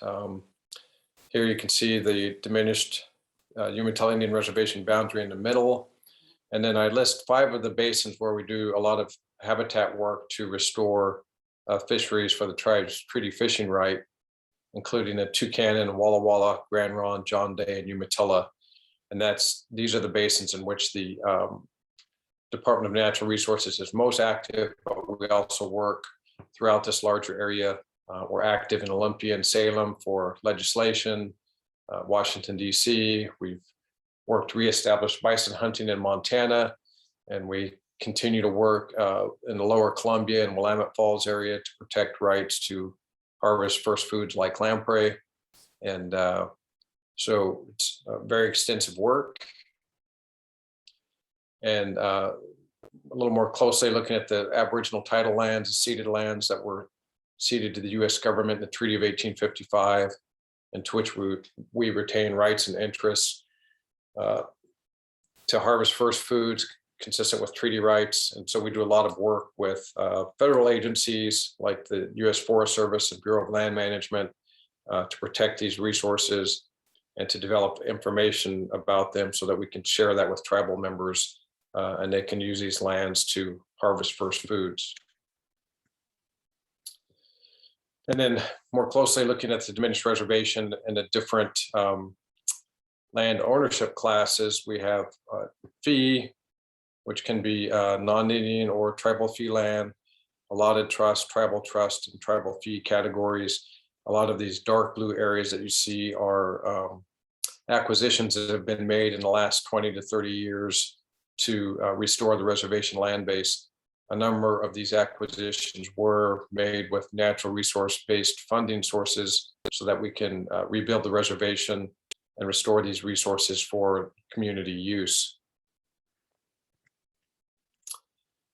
So our mission that was developed first back in 2006 and reviewed with Natural Resources Commission at that time, Fish and Wildlife Commission, others, and the Board of Trustees, and approved for use beginning in 2007, is to protect, restore, and enhance the first foods. And then we list some examples for the perpetual cultural, economic, and sovereign benefit of the tribe. And then this mission talks about how we will do that using traditional ecological and cultural knowledge and science to inform our goals and our actions, and even policies and regulatory mechanisms. And this mission was really, inspired by community values and things I heard over the course of my life. Antone Louis Dick always used to talk about the need for cold, clear, pure water and salmon. I heard him speak about that many times. One time when he was talking about it, it was kind of funny. He said, but my wife always tells me, you're always talking about the men's foods. Who's going to take care of the women's foods? And so we developed this mission in response to these kinds of voices and these kinds of calls for actions around first foods. Other community members that were important, some are shown in this photo. There's Louis Dick on the left, my father, Peter Quaempts, Gail Shippentauer there in the center, Armin Minthorn, and then my uncle, Paul Quaempts.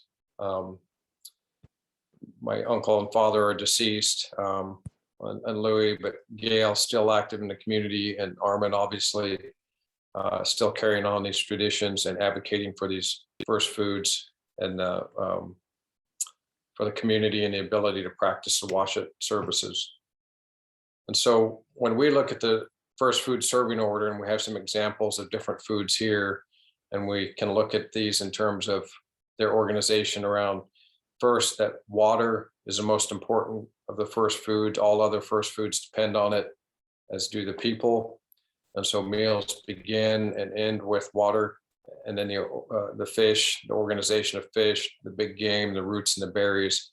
And so as a department, we organized our work around these foods because this is how the community recognizes the landscape and its ecology, how the community organizes these resources. So there's already a great deal of information in the serving order that we can take from the community and be responsive to the community's values and managing for these first foods.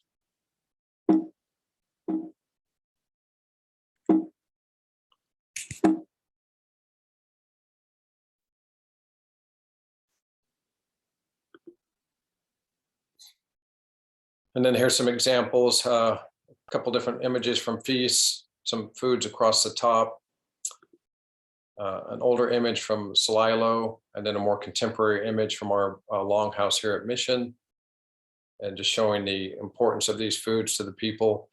And then the treaty rights link in Article 1 of the treaty talks about the right of taking fish, hunting, gathering, and pasturing livestock. And I think it's, these treaty rights that are so important to the community. And I think these were motivated by the treaty negotiators had these first foods and valued these first foods, obviously in terms of both religion and culture. And so they made sure to protect the right to harvest these in perpetuity for the continuity of the tribe's culture. And so when we take this mission and think about how to apply it in a practical sense, we have a couple different examples. We have a river vision that talks about a healthy river as one that's capable of providing first foods that sustain the continuity of the tribe's culture. And then it talks about this river needs to be dynamic and have these interactive elements for the community to be able to enjoy quality water and fish for the continuity of culture. And so we can go from the serving order to our river vision. And then we have 5 what we call touchstones there: hydrology, geomorphology, connectivity, riparian vegetation, and fish. And these are the things that we can work towards as managers to improve, so that together, all 5 of those working together can produce fish and cold water for the community. And then we can align our management actions and our monitoring with each of those touchstones. And we have an example nearby here on Meacham Creek. This is Upper Meacham Creek. This is land that we did purchase that was formerly non-Indian fee land. We used Fish and Wildlife Service funding to initiate the purchase and return this land to tribal ownership. And the creek had been channelized and straightened by the railroad. They'd gone outside of their right-of-way and pushed the creek all the way against the west side of the floodplain.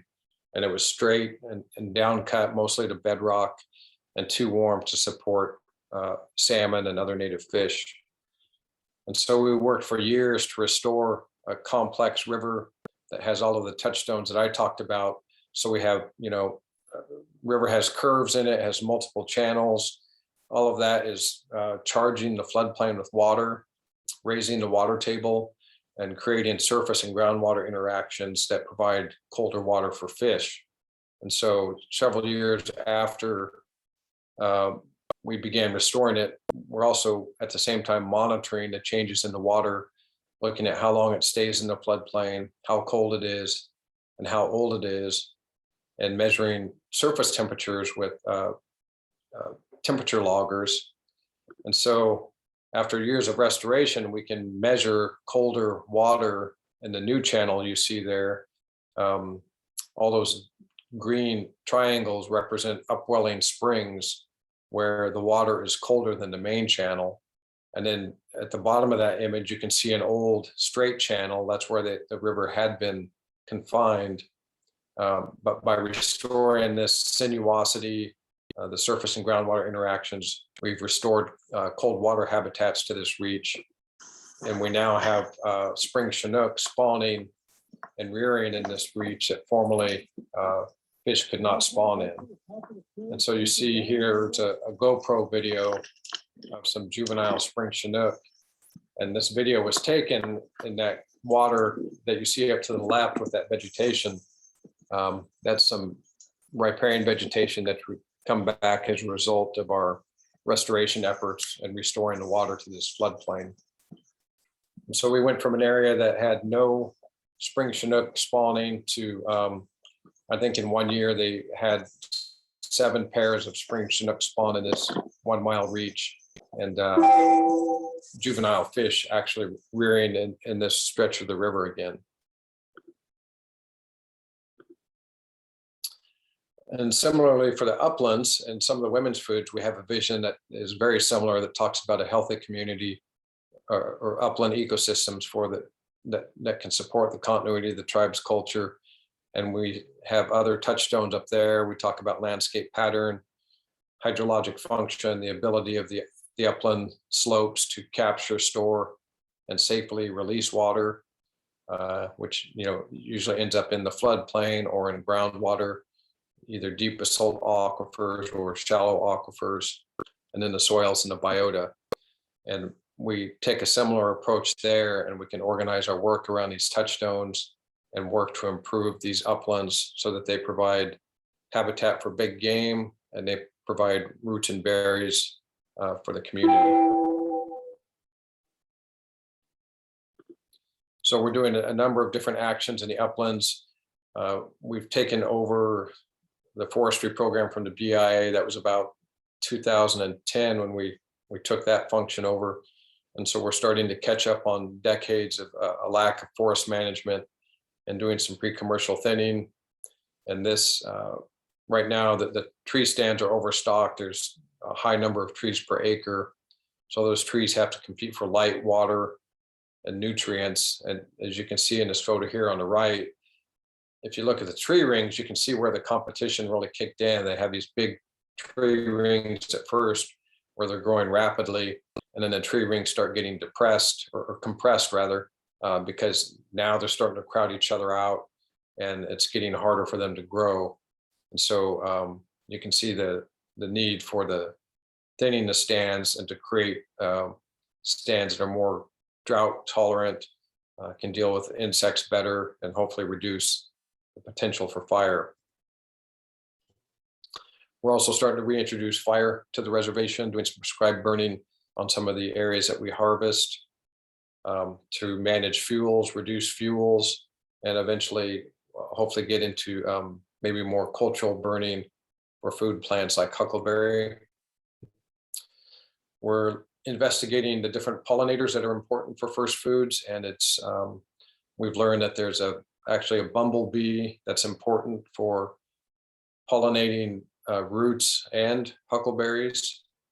And so we're trying to understand those relationships, because insects like bumblebees are thought to be susceptible to climate change and other kinds of potentially could be impacted by other kinds of development.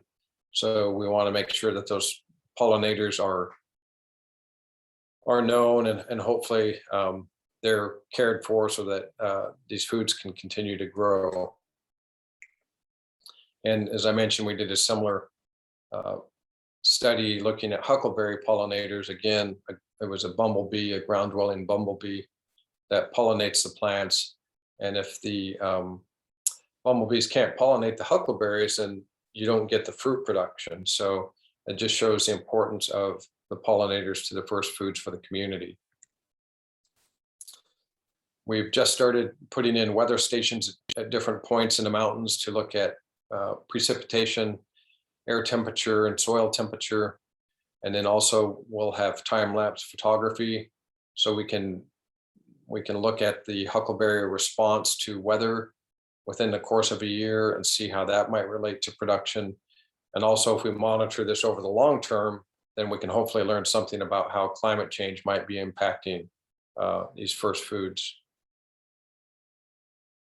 So just to summarize, our approach really begins with the serving order and that message about reciprocity. These are the foods that promise to take care of the people, and we need to take care of them.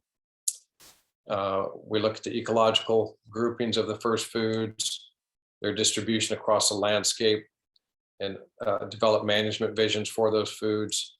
And then we make the links to treaty rights. And that enables us to work with like federal land managers or states or other governments, and hopefully have collaborative work around these first foods so they can understand the tribe's rights and goals, and we can work to protect and improve these first foods for the community.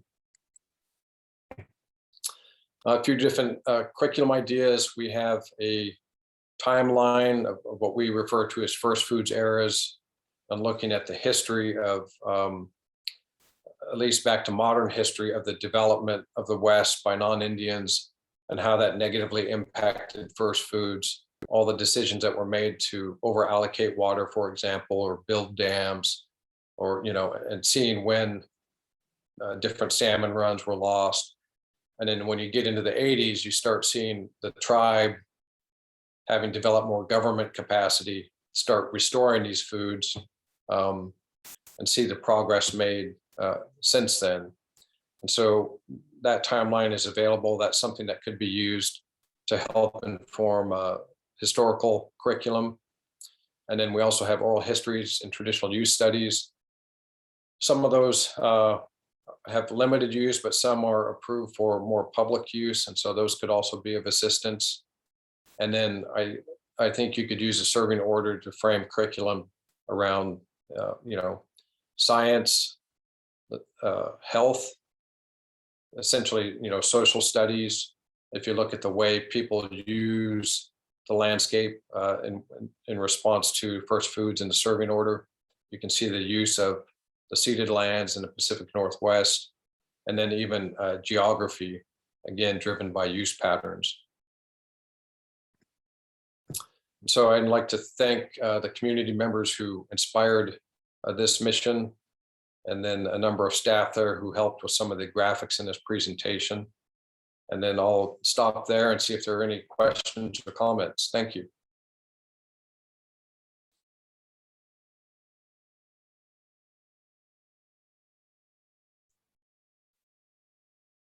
There, Eric. Yeah. Morning, Thomas. Good morning.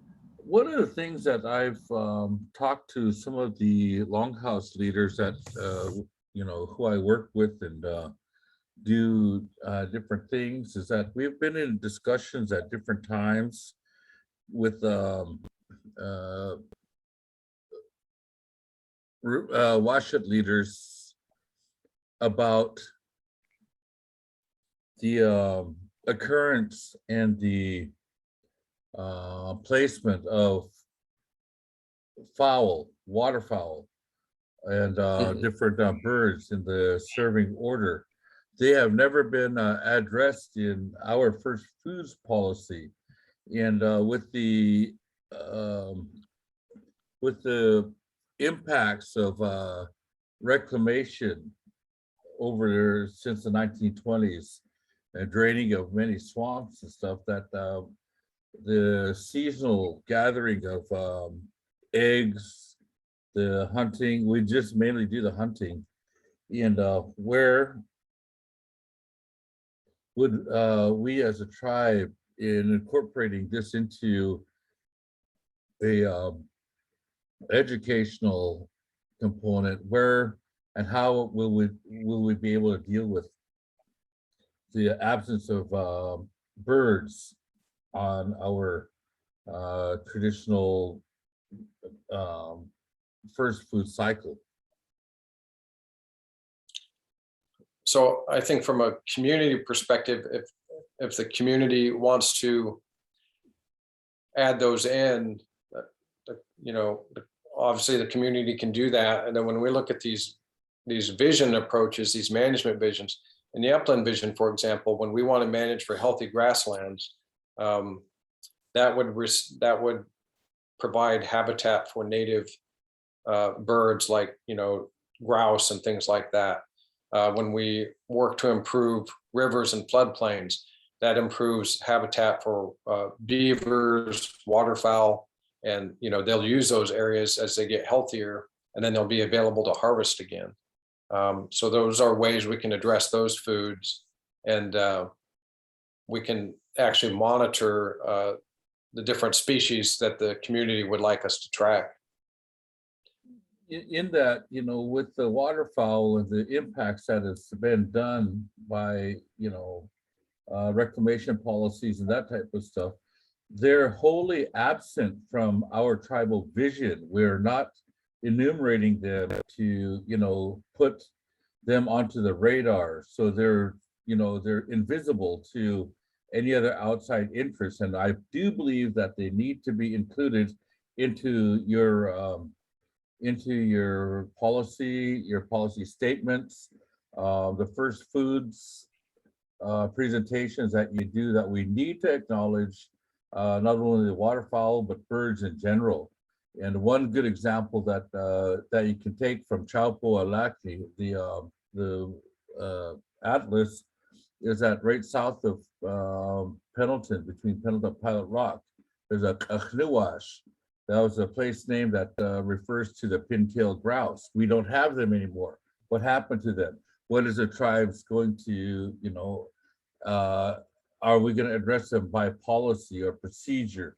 Nothing's been done. Nothing's been stated. Nothing's been identified in that way, so that it shows that as a tribe, we have areas that are lacking as well. And we need to remedy that in one way or another, either through policy statements or just inclusion of them in the first foods process that's being developed and has been developed over the years. Yeah, so the sharp-tailed grouse is a great example, and that's one where a lot of the habitat has been converted from native perennial bunch grasses to annual grasses, and is less suitable for that species or that food. And so on the reservation, we are trying to improve grassland habitats. And I hope at some point we can reintroduce that species and have it locally available again. But those are, that's a great example. And we would just need help from the community, and how does this go into serving order? Where do you want it in the serving order? And then we can add that, and we can design work around that. Because that's a continuation of the discussions that I've had with people like Rex Buck, with Subsakan, Jerry Lewis, and others, and some that have since passed, that when we do have our food order, the birds are missing, and where do they go? How are they put onto the thing? So it's not only just a topic that I'm raising with you, but I've been speaking with many of our WashUp leaders a number of years now, to where and how we would replace them onto the, resituate them onto the serving table and serving order. And up until now, it's never been something that's fully addressed. But then, we as a tribe have taken the initiative through your work to develop the First Foods program, and I've known that it's being accepted and practiced by the Seminoles even, and different places around. So your work is travels, and in this, even in Canada, they're looking to it as a model. And so we can't be exclusive and forget some of our major, historical foods, such as eggs. There's stories about them. There are all these things about the geese, the ducks, the grouse, and all that type of stuff. But that's a point that we're going to be developing this educational sharing, that those are something that we're missing, and I would like to see them included. Thank you, Thomas. I think a couple of examples of why that might have happened locally. If you think about the loss of the Grand Ronde Valley, the loss of Umatilla Echo Meadows, those would have been great waterfowl areas historically along the Pacific Flyway, with a huge number of waterfowl, and I imagine a great deal of use, as well as great, fish rearing habitat. And so I think maybe the loss of those areas contributes to the loss of those foods locally. We do have the Wanakit Wildlife Area, which is a wetland complex. It has a number of waterfowl, and the opportunity to harvest there, and the opportunity to harvest eggs, for example, would be interesting. So thanks for bringing those up. I think those are good examples. And again, I think were the Grand Ronde Valley still this diverse series of wetlands, there'd be more waterfowl there, and there would have been, I think, a great deal of tribal use there historically. Would the group like to see the longer timeline we've developed, and see if there's any of that you might want to use?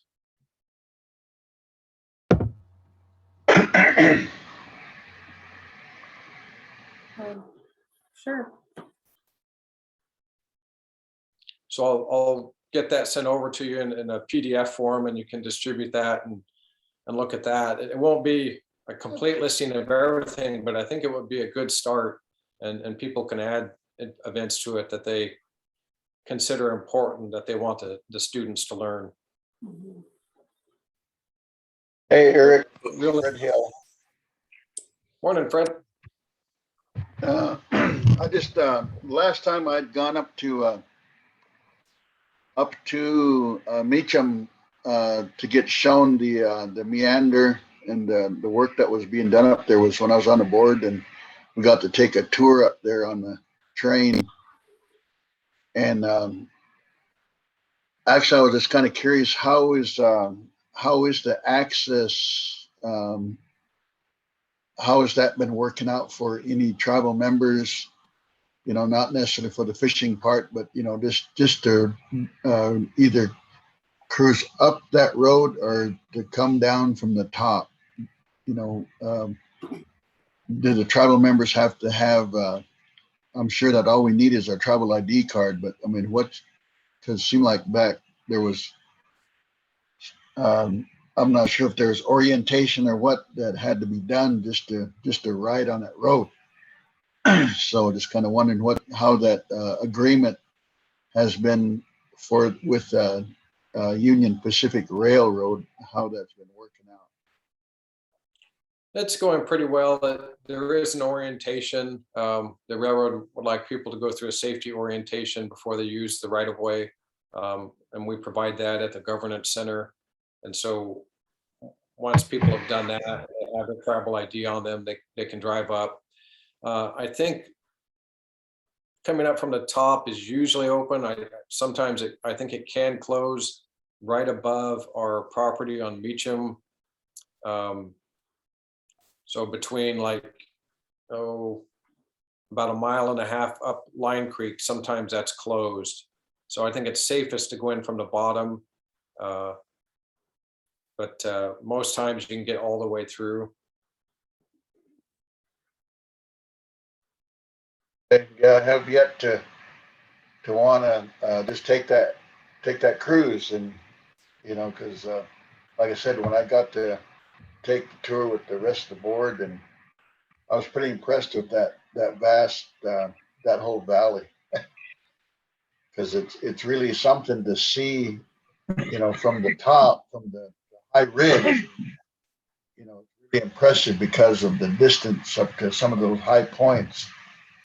To just, you know, kind of reminds me of not as deep as the Snake River country, but still very comparable. Thank you. Yeah, it's impressive. It's impressive how big it is. And actually we've had, since we've restored the floodplain, we also planted bunch grasses on the floodplain, and the elk response has been really good up there. So we have a lot of elk using the area that we restored as well.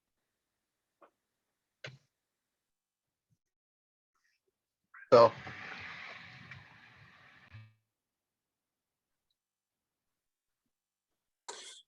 Antone speaking. Can I ask a question? Yes. Good morning, Antone. I've lived by the river for a long, long time. And I see the continuous change that goes on. I haven't really walked the river for a long, long, long time, but it seems to be that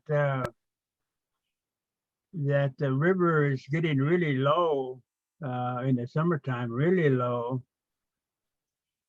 And is it possible for the river to dry up? I mean, with the way that the mountains and Blue Mountains and the lack of snow and changing. Is there something going on there or something happening? And I think you guys are managing it, but there seems to be a big challenge there. That's all. Thank you, Antone. Yeah, you know, it does appear that, as most people have noticed, we're having less snowpack, warmer winters, more rain and less snow. And as that happens, the rivers will peak earlier in the year. And it's possible that in the long term, some stretches of the river may dry up. I've seen some climate change predictions for the Northwest, and they use what they call a comparison city approach. And in 60 years, they predict that Portland will be like Sacramento is today, and that Pendleton will be like Reno, you know, that much drier. And so this floodplain restoration work becomes increasingly important. We need to store as much water as we can in the floodplain to create that cold water effect that I showed you, and that will help offset the effects of climate change. But you're right, it does look like we're going from a period of snow to less snow and more rain, and that can affect the stream levels for sure. What about the rangelands and the mountains? Can the rangeland or the mountains, can they be improved, or so that they can grow more plants or hold more water, or but you guys are probably doing that already though. I'm just wondering, that's all. No, that's a good point. The way that the forests and rangelands are managed affects the way the landscape captures and stores snow and water. So we're trying to improve that with improved forest management, and rangeland management has changed since the tribe took it over from the BIA. And but we definitely want to be mindful of trying to improve the health of the grasses and the forests so that they hold snow longer and they hold water longer. That will be even more important in the future.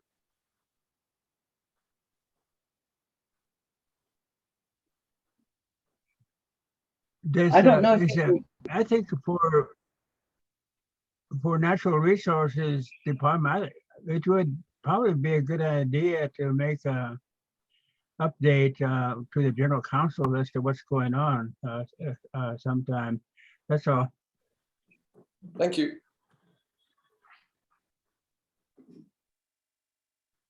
Can you hear me? This is Mrs. Kennedy. I can hear you. Yeah. Okay. In the chat, I put and I asked about your PowerPoint and possibly doing a presentation. This year at Nixyáawii, I have a natural resource class. And of course, we're going to start with water. But I would love it if you could do a presentation, or if I could use possibly part of your PowerPoint you just went over in my classroom. We could do both. If you like, I could come give a guest presentation, and then we could review the PowerPoint, and you could continue to work from it over time. I think that would be excellent. And maybe even in more than one class. I don't have my schedule right now, but I would love it if you could, we could start an email back and forth, or okay, keep in contact. And I know Mr. Branson also made a comment. He does the tribal history, and he really liked your presentation too, if you look in the chat. Well, thank you. Yes, it was excellent. Thomas, I think we need to get to a point where some version of this PowerPoint is all done in language. Yes. We have some of the foods listed by their names, but to do it all in the language, I think would be really exciting. And then you're integrating language, the creation belief, the religion, the culture, the use of the landscape all at once. So something else to work on for the future. Thank you.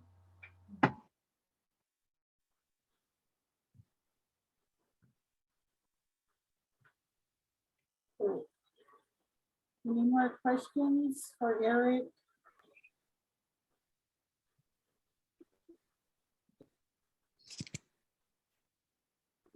Good job there, Eric. Thank you. Yeah.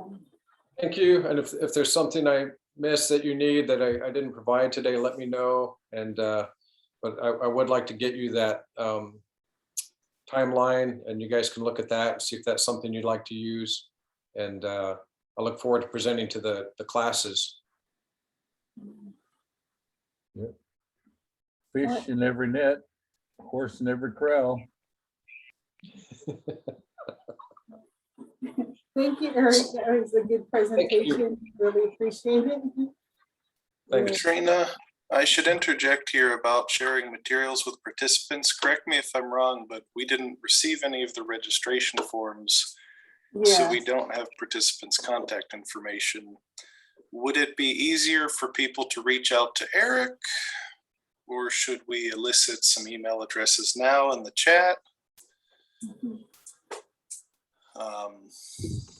I can give my school email and then I can be the contact person for Nixyáawii.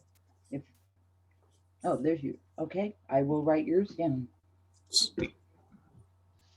I think like want to with all the information, our presenters, and getting the SB13 into the schools. I'll see if we can get. I'll have to meet with Lisa, but to get all the resources that for SB13, like your PowerPoint, other PowerPoints for teachers, educators can just go to our site and have the PowerPoint available with the permission of the presenters there. So I think that's a good idea, a good direction to go. Okay, Eric's information is there.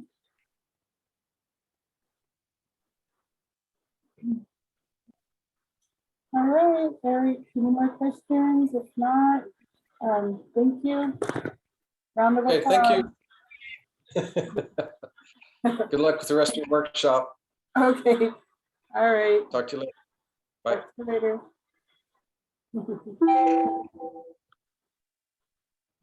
Oh, that was a good presentation. So next on our agenda is the language department, languages in Nixyáawii, the history and revitalization.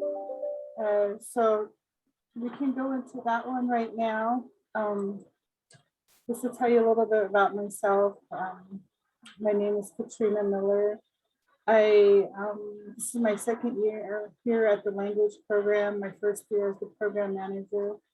I have a bachelor's degree in education for middle school and social studies, a master's degree in educational admin for program administration, and I'm an enrolled member of the Assimilation. So I worked 14 years at our tribal school over there.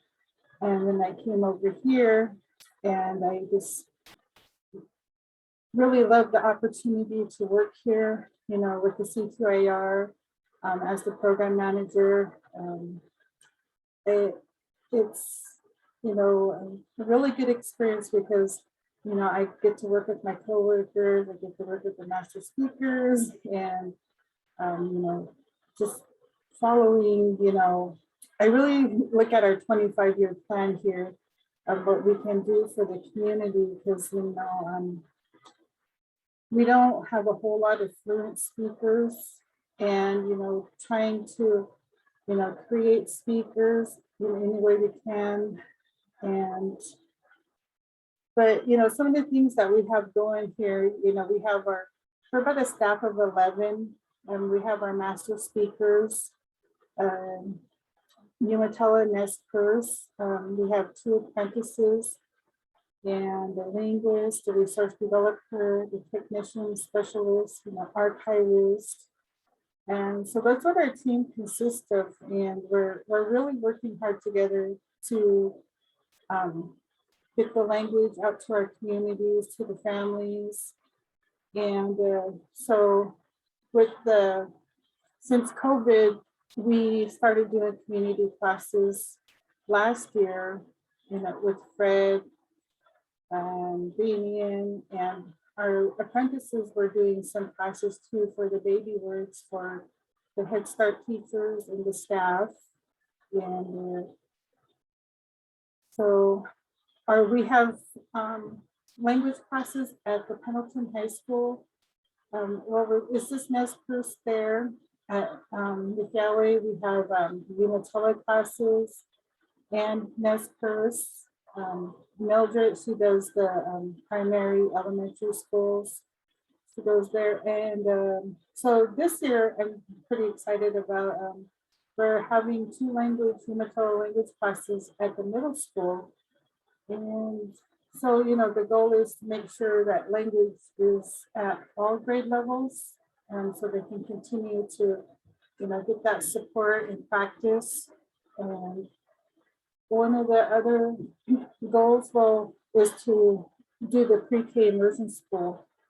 And right now, this summer, we ran 2 summer immersion camps for pre-K. Right now, we are doing the first, second graders, and they have a master speaker, Mildred, and our 2 apprentices, Claire and Althea. So, eventually, that Claire and Althea will, be fluent and learn more, teach. And so that's important that we have our apprentices, and to make sure that the curriculum is in the classroom, but to have parents, also practice at home so the students can have, that support at home. Our goal for at least the fall here is to actually implement the pre-K classroom, all year round. We're getting some training from Jefferson Green and other people outreach, so we can get our teachers trained and get the program going, and just want it to be successful. And so we're learning a lot along the way. One of the good things here, I came in and they already were working on the online dictionary, this from the community. I seen the dictionary, and now, it's online. It's for, people to have access to, and the outreach for people who are not here on the reservation, so they can have that resource too. And in our community classes, we have, people from Portland, the Colvilles, and, Fred and Damien probably can elaborate more, who they teach on, a weekly basis. And we have our community classes, people want to learn the language, we're offering it. But I know it's a challenge because we only get probably the 8 or 10 regular people, every week. So, how can we, get more of our people interested in learning the language, because it's really important. We've also have Quizlet online. Our technician specialist, Lisa, she takes care of the Quizlet for people to get on. It's a good resource for our community as well. I was trying to think of, we've, as a program, we've applied for a National Endowment Humanities grant to interview elders about pandemics and natural disasters. Where we have applied to ANA grant for curriculum. So our program, the linguists, specialists, master speakers, apprentices, they're working on curriculum. So they did Umatilla 101, and that was taught at BNCC this year with Fred Hill. So our goal is to at least get Umatilla 101, 102, and 103, so they can, progress with the levels and, get that in the high schools, so they can, have, 1, 2, and 3, and, to also have our students do take the biliteracy test. And so we've been doing that for at least 2 years now. We test our students with, with the language and score them, and collaborate with the Oregon Department of Education. So we want more of our students to take that assessment. So those are some of the things we have going at the language program right now. I always get so excited, like we can do this, we can do this. So, but then, slow down, Katrina, so, but, the team is here is great. And we're doing all we can, for the community and, to preserve the language. And I think that's about it. I asked Thomas if he can help elaborate on the language program and, if any other staff want to chime into as well, about the history of the program here, the intent, the goals of the program, because we're, a unique program and our jobs are big here, for the language to preserve it and teach it. So, but anyways, I really have a passion for our language here and our culture. And so, but anyways, if you want to go ahead and take it over, Thomas, that would be. The language program was started back in 1996, and when we got to be able to do the first work in the language program, Noel Rood, University of Oregon, PhD, was here in the beginning of 1996, late 1995. He was the first employee of the language program. The tribe had allocated money from the gaming dollars to, dedicate toward the documentation preservation of the languages that are here. When we started the program up after Noel Rood was here, then I was brought on as the coordinator in June of 1996. It was really apparent at that time that we needed to really concentrate on our efforts to record and document the languages. So that's what the bulk of Noel's work was, is to make recordings, create texts, and preserve a body of work that would be able to be utilized in the future. Like for now, when there are no longer any speakers, that would be able to develop curriculum, develop language resources for future generations. So that was the bulk of our work at the time. We did a bunch of outreach to different communities, trying to find speakers who would be willing to work with the language program in doing recordings and a number of different types of activities that were a part of the documentation process.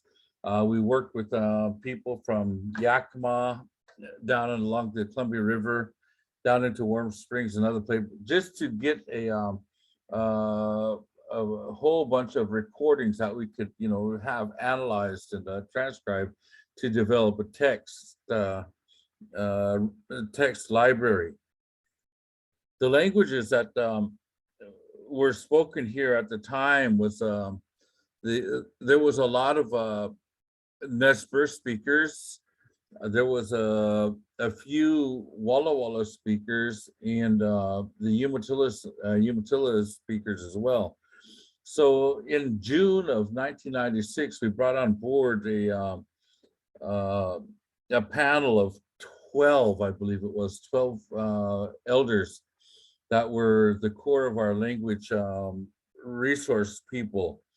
They've since all passed. And so, it was their work that they had done, the different recordings, the different portions that we had been able to, develop the resources that we're able to do today, such as the dictionary and a number of the different online types of resources that we have shared internally. And the language program people, if you haven't had an opportunity to go into the shared education language, there's a number of resources in there. If you're not familiar with it, that you can click onto, go into the Noel Rood's folders and different things of that sort, we do have those available for resources. Those are in the documentation phase of the project. We do have some materials that are housed up at Temuslik. I'm not quite sure if everyone's familiar with them, but we have the Charlie Mackay papers that were purchased from the family, and they're up there, and they need to be curated. A lot of them need to be transcribed, and they need to be digitalized one way or another for their use. But there's a big core of writings from Charlie Mackay that is there. One of the things that we were looking for that we weren't able to find during the time when we were looking, seeking out on different historical types of recordings and reel-to-reels, even video if we did have it. We were on a search at that time to be able to try to get copies to house as a language resource there at Temuslik. And we do have a bit of information that is there. We've got recordings that are digital. We've got cassette recordings as well. And if we had a way to do so in a process that's been perhaps developed to try to retain those the quality of the cassette recordings, because I know after a number of years they do degrade. So I'm not quite sure how we would begin to start keeping those recordings viable. But we need to look into that, perhaps some way to retain that information, because cassette tapes won't last forever. We have a number of reel-to-reel tapes that are there, and we need to look into the General Council minutes if there are recordings there as well. There's a number of things that can still be done in the documentation and preservation aspect of the program. Back in after a lot of our elder teachers, elder consultants were beginning to pass, we had begun to develop a portion of the language program which is dedicated to education, an education component. We had classes in the different schools, different language groups were assigned to different schools, such as Umatillas went out and provided services for language services for Pilot Rock. The Walla Walla contingency was assigned to Athena Weston. The Nez Perce contingent was assigned into Pendleton, but because of the number of schools there, all language groups were a part of the Pendleton School District. That didn't last very long, but then we did have a little bit of success during that time. It just became that a lot of our teachers, a lot of our elders were just getting too old. And at that time, there was a number of restrictions that were placed upon them because they had to be certified, they had to be drug tested, they had to, a number of things that our elders did not want to have to go through. They said, we've spent our life working. Now's the time we're doing this because we believe in it and we don't want to jump the hurdles.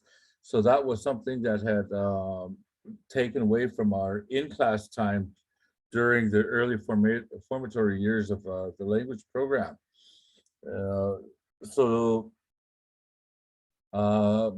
We've done a number of things that currently I wish we could regain a lot of those technologies, because Noel and I had begun a work that could still be, we're losing it. I'm not quite sure where it's at, but a names dictionary, a compilation of Indian names that I believe we're up well over 300 pages at the time when the program kind of ceased in documenting Indian names, but there was a hard copy of that. I believe it may be on a zip drive, but we need to try to find it once again to make it a living document once again. I would like to continue that that process of documenting Indian names as we go along. And there was how that started. We were at a well, Noel had been doing a bunch of names documentation prior to that, but then we were at a conference at the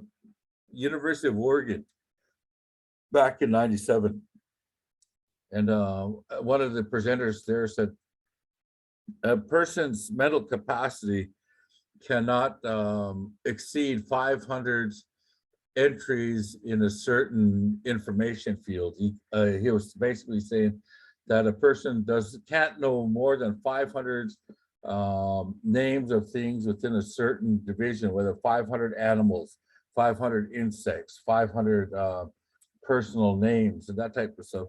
So we came back from Eugene, Noel and I, and we just started naming people that we recalled their Indian names, and that started to grow. The community involvement became part of that as well.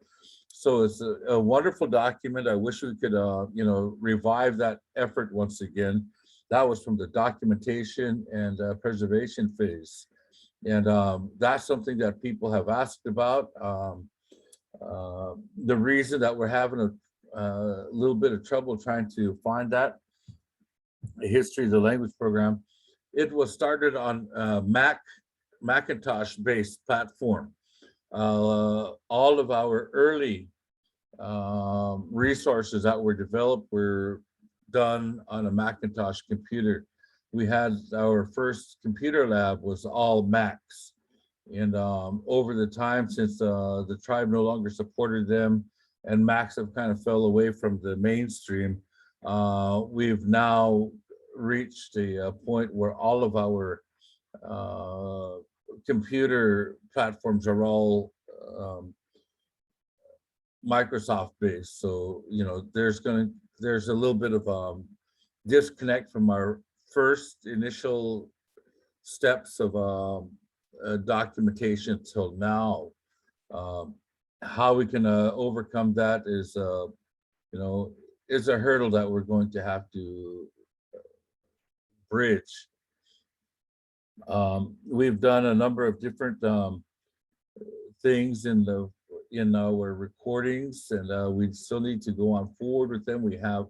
I believe we have hours yet of recordings that have not yet been fully analyzed and transcribed.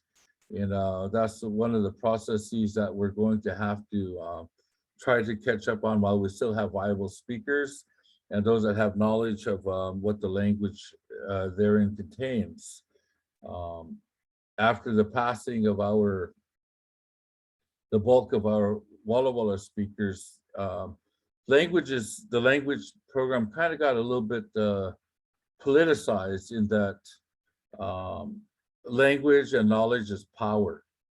And the ones that had the retention of the languages at that time wanted to call the policy and create policy of restricting access to our language resources. One group was highly defensive and protective of their language resources as a matter of control. But their initial elder, who a bulk of the Walla Walla work was done, was the late Smitty Jones. And after that, there were subsequent teachers that were mainly involved with the education portion rather than the documentation and recording phase. The Umatilla contingency has always been open to sharing. Inez, a wonderful resource person who's a bulk of her work went into what our dictionary now is today. The Umatillas are, we've been lucky in that the Umatilla group had younger speakers, more younger speakers than had the Walla Walla and the Nez Perce. But then each one of these languages were championed by a core of elders that were, really dedicated to what the vision of the language program was at that time. We need to begin to start developing and opening up a more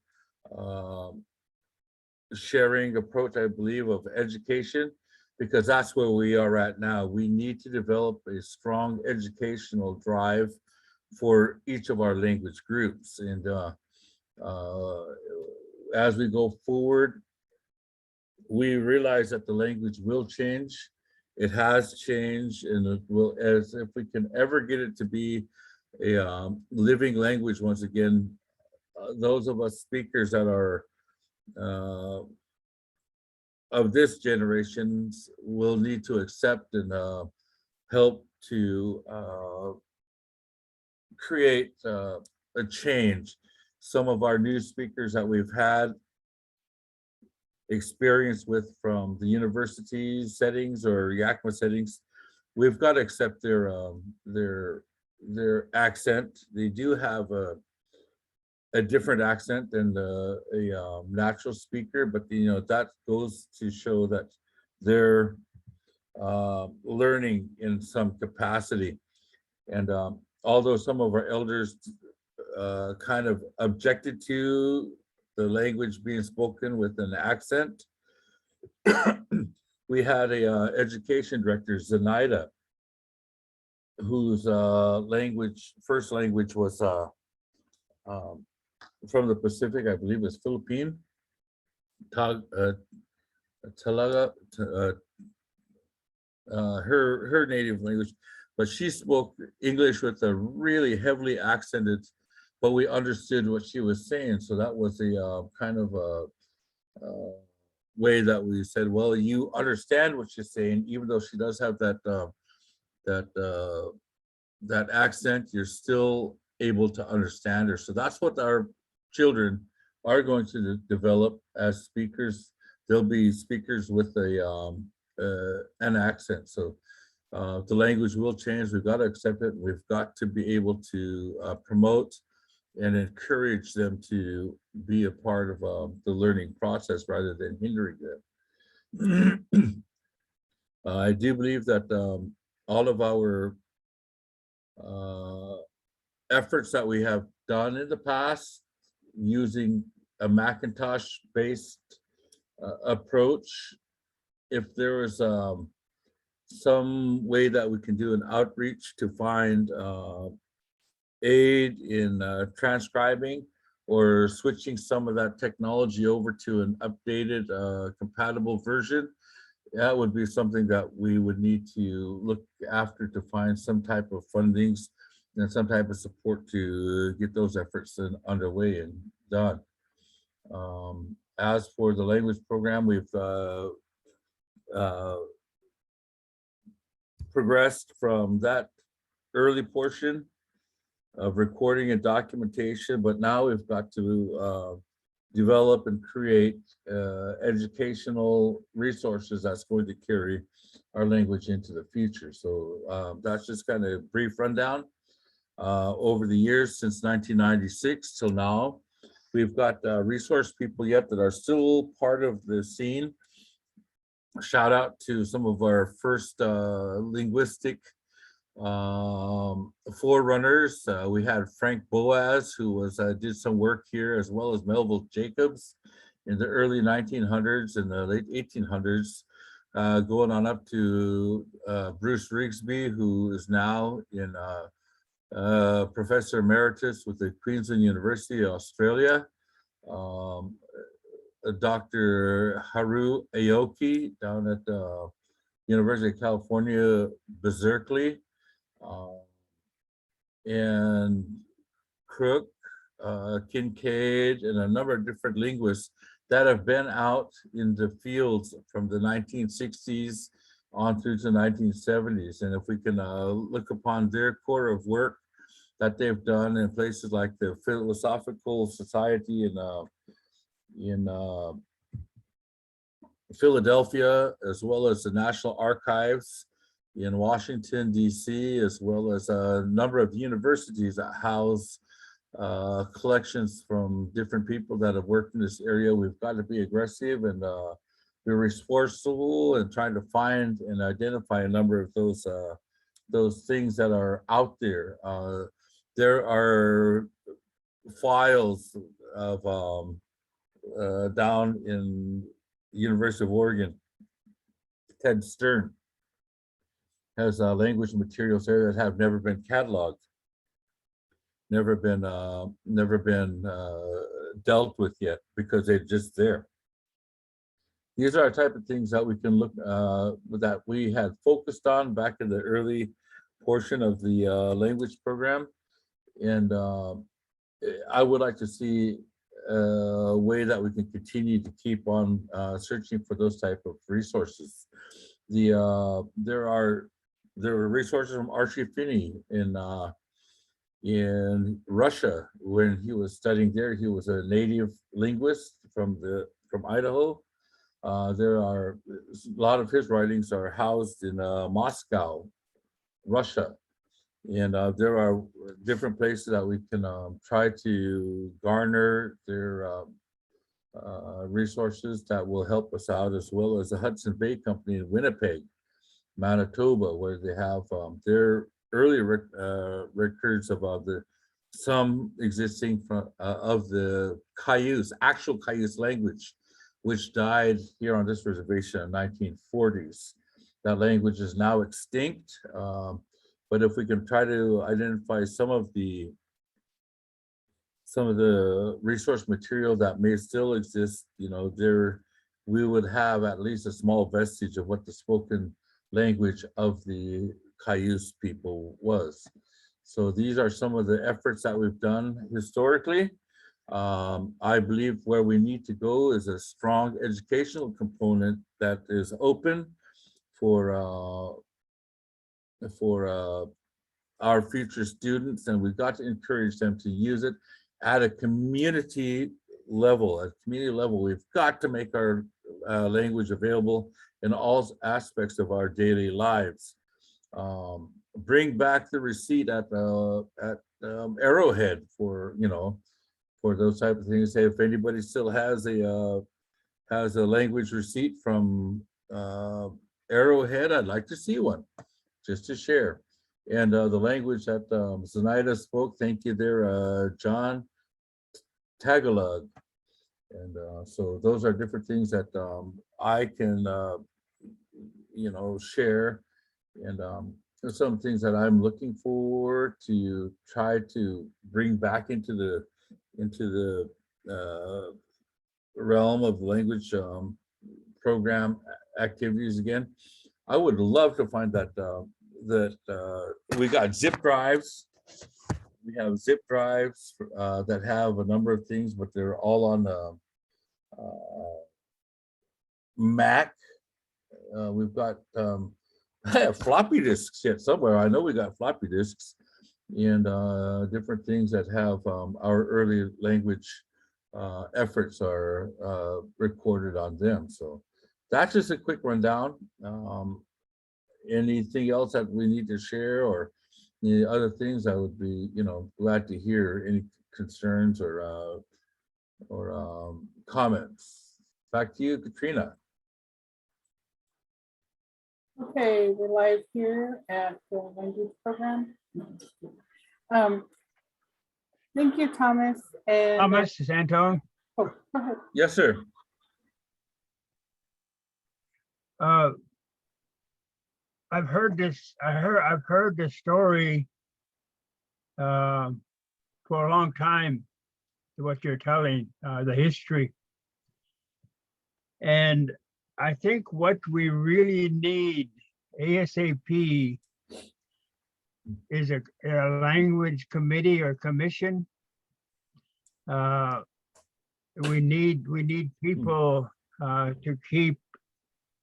to develop or to keep us on track to oversee the development of using the history that you're coming out with, and to be able to use that history and to get our language plan together. But I think it has to have committee oversight to keep it consistent and to keep it moving. And I think that we need to get a language committee or commission bylaws, and we need to have it approved by the Board of Trustees. If we don't have it already, if we have it, then we got to pull it up and then put it back on the table again, and use it to implement or develop and implement a plan with timelines on it. And I think that we need to recruit, we need to hire teachers or train teachers in language, and we need to begin to categorize the language programs and plans like immersion that we've already accomplished, have already done, and credit that and the people that were involved in that. But we need to begin with the first grade, kindergarten, first grade, second grade, third grade, fourth grade, ASAP, and so that we know who all the first grade students are, the second grade, and who the second grade students are going to be in the third grade and on for the next 10 years, or up to the 8th grade or whatever now. But we can't just keep talking about it. We gotta get it on the table, and we gotta begin making decisions and moving it. But we can only do that with a committee or commission.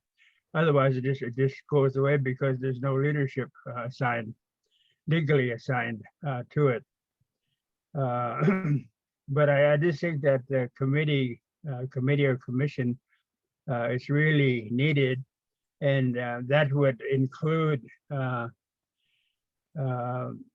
speakers and include elders.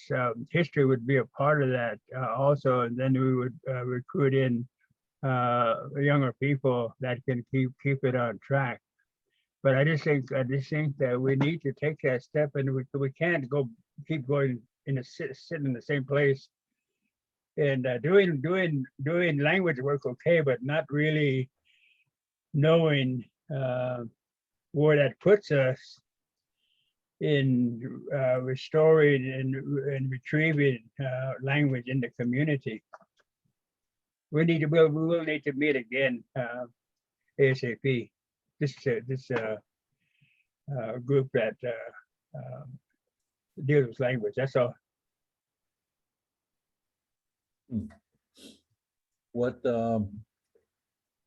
we had considered at the beginning portion of the formation of the language program committee, but we had seen a number of committee actions that were detrimental to the propagation of language in different communities. Back in the 1970s, for example, 1972, on the Yakima Reservation, when Dr. Rigsby was working there with Alex Saluskin and others of that era, Watson Totus and a number of them, where the education committee came in and established a language committee that ultimately passed a moratorium on any type of language efforts on the Yakima Reservation. And they outlawed it to be taught, outlawed it to be written, and that type of stuff back in the 1970s. We tried to work with the Colville language committee and working with some of our elders that at the time spoke Palouse.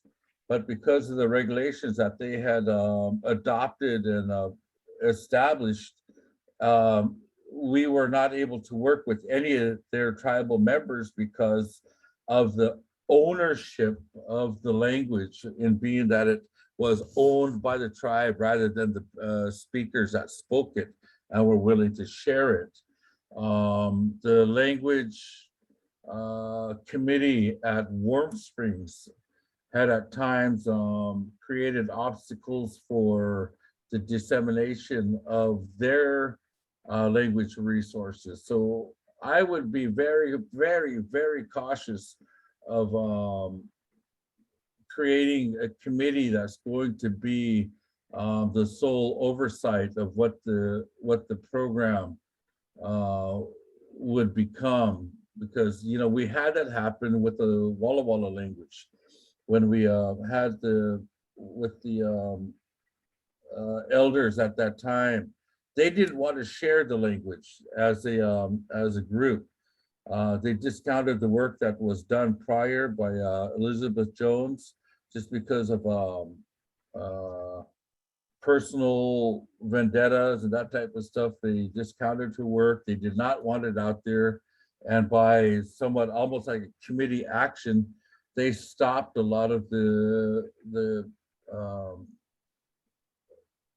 work that was going forward in the Walla Walla language group. And as a result, for all intents and purposes, the Walla Walla language died on the table at Kaimwa. And we have to be very, very cautious when we talk about a committee approach. So that was just something that we need to be wary of and aware of, is that committees can kill a language.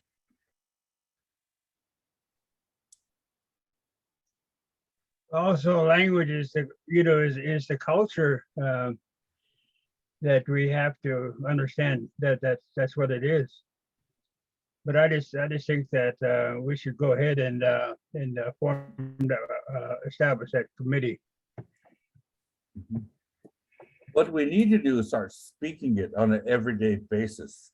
Every day that we are doing anything, we need to speak the language. They've got to hear it. The students, the children have got to hear it. That's how we learned. We learned it in the home. Mom always talked the language. Grandma always talked the languages, and all the elders at that time, that's what they spoke. And that's how, it got into our hearts, got into our minds and our ears, because we always heard it. Our children these days are not hearing it on the level that we did.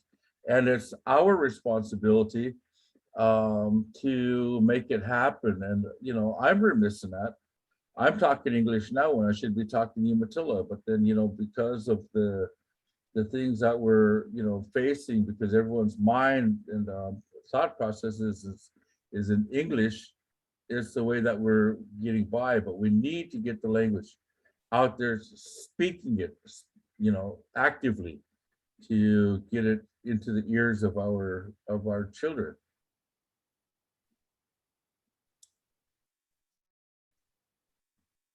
I agree. When I was growing up and going to high school in Pendleton in the 50s, I would go to Pendleton and be in school all day, English, and then come home and be back in the Indian world. Mm-hmm. My grandmother.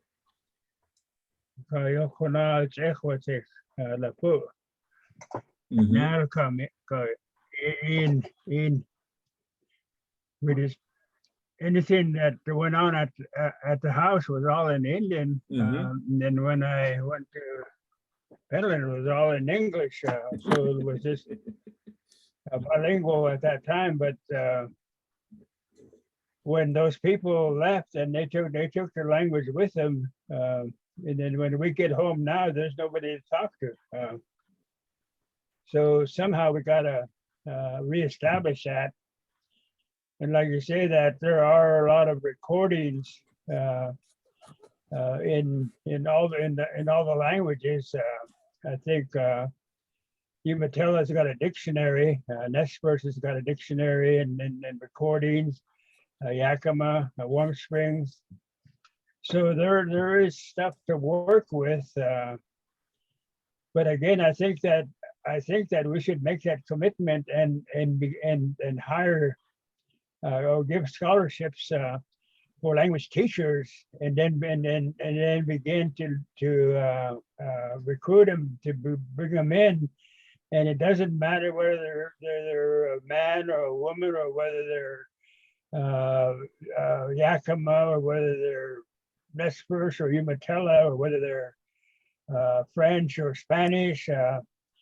But if they're interested in that, then we need to bring them on so that they can begin to learn that language. I think it was you or somebody, maybe Modesta, was telling me in one of their Nixyáawii charter schools, early students said that there was a person there that was Chicano or Spanish, but could learn the language really well and really fast. Yeah, so it is possible to do that. Mhm. And we should take that step and do it. And maybe, I don't know, the language program maybe can meet after this, after we close this off, and next week or something, get a language program staff meeting together, and then go over this stuff again.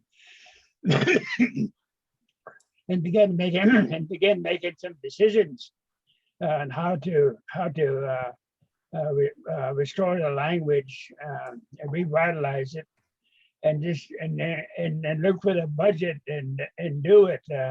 Otherwise, we're going to be back here talking about the same thing. That's all. Okay. Mhm. Thank you, Antone.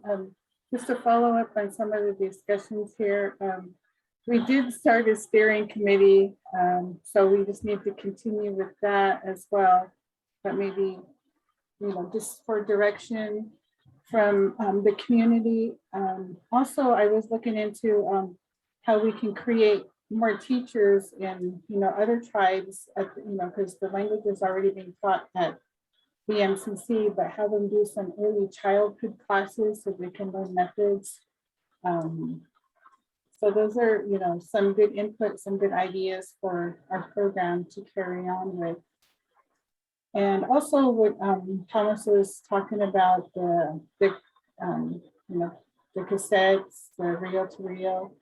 And so along with the ANA grant, we also, I forgot to mention, we also wrote a grant, with the rescue money, the COVID, to get those translated and recorded again, so by a professional. So just to throw that out there, things we are doing as well. And it's 11:46, and we can break for lunch and return at 1 o'clock. Thank you, Antone. Thank you, Thomas, for your input. So, okay, lunchtime. Wako kaya, Sheikh.